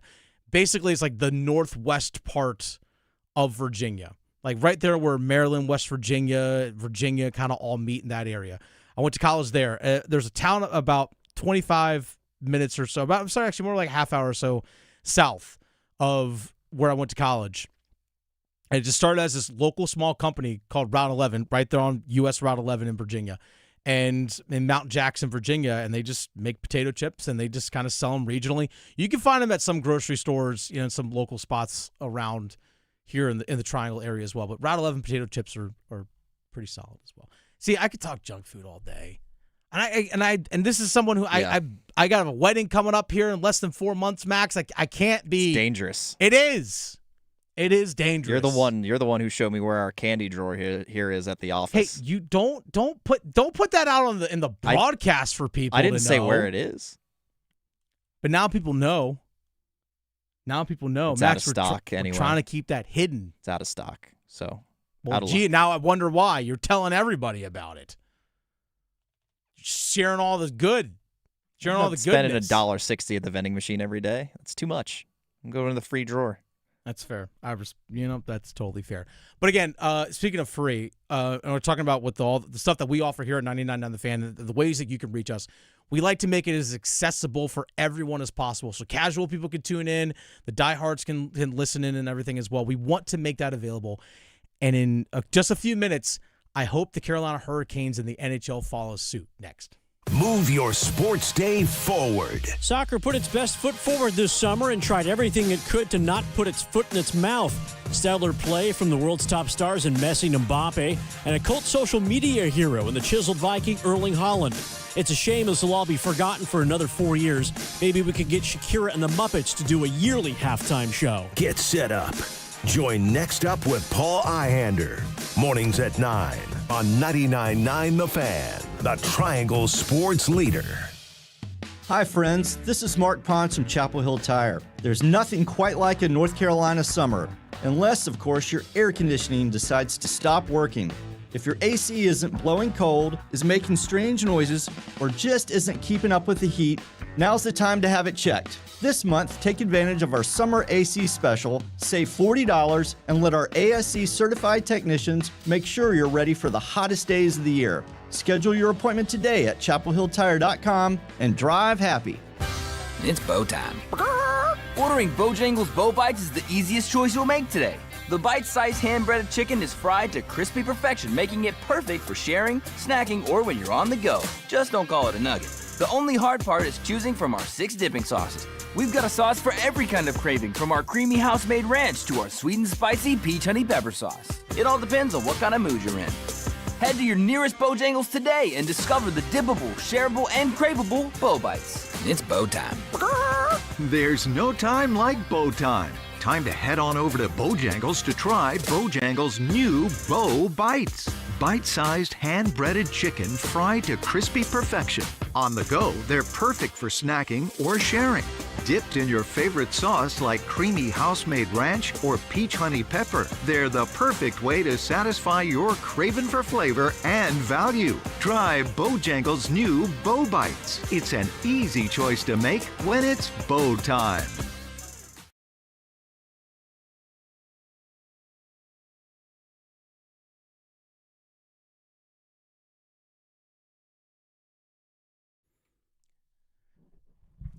So, Max, I know we've talked about it a couple times today, but I know a lot of people that are driving home that may not have heard this earlier today.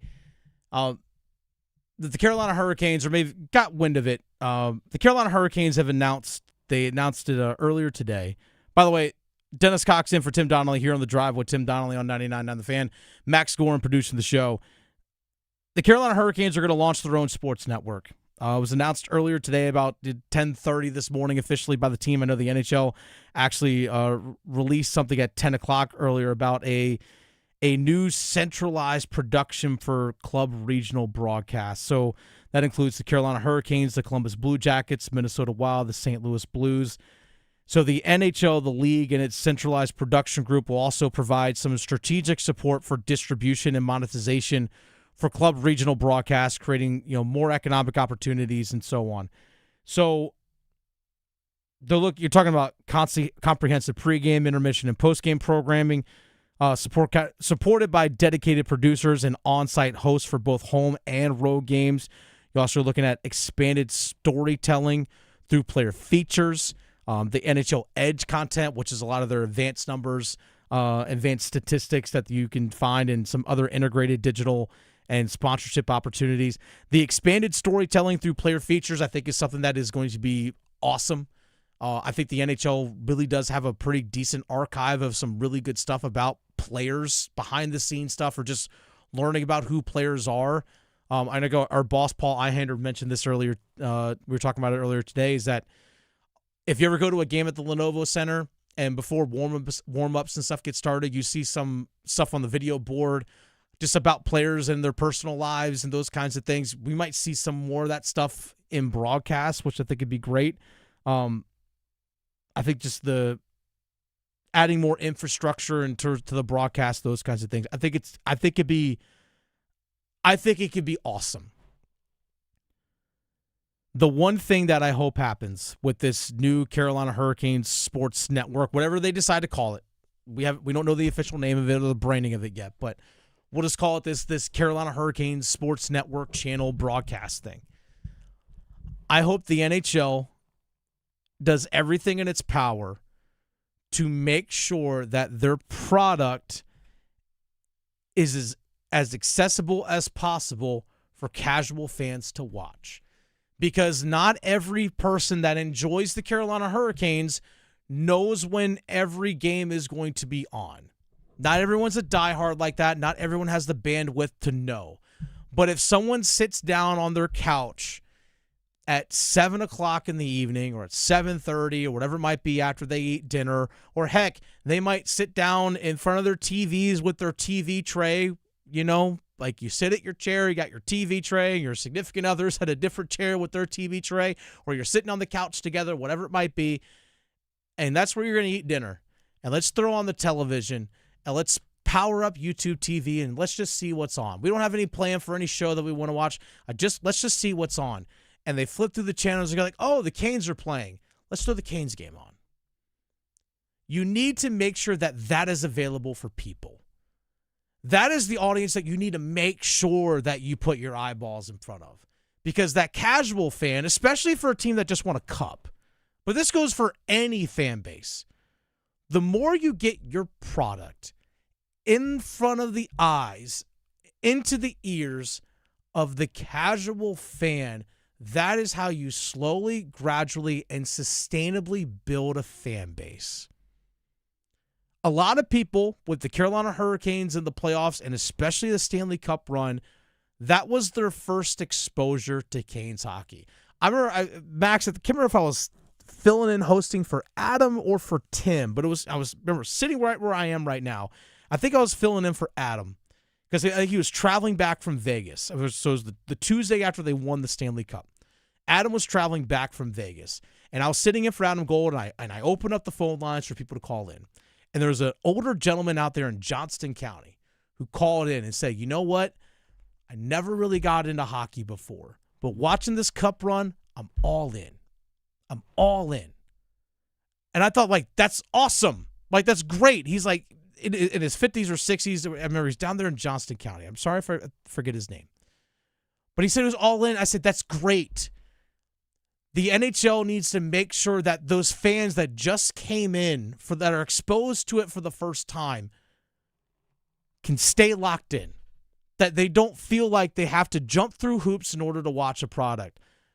Our boss, Paul Ehander, tells us this every day. He said he'll tell us this every day. I'll kind of behind the scenes here. He'll always tell us it's someone's first show today. You never know when someone flips on that television, it might be the first time that they watch the team play. It might be the first time that they watch the Canes play. You have to make it accessible for casual fans. Because if you make it accessible for casual fans, you know the diehards are going to watch.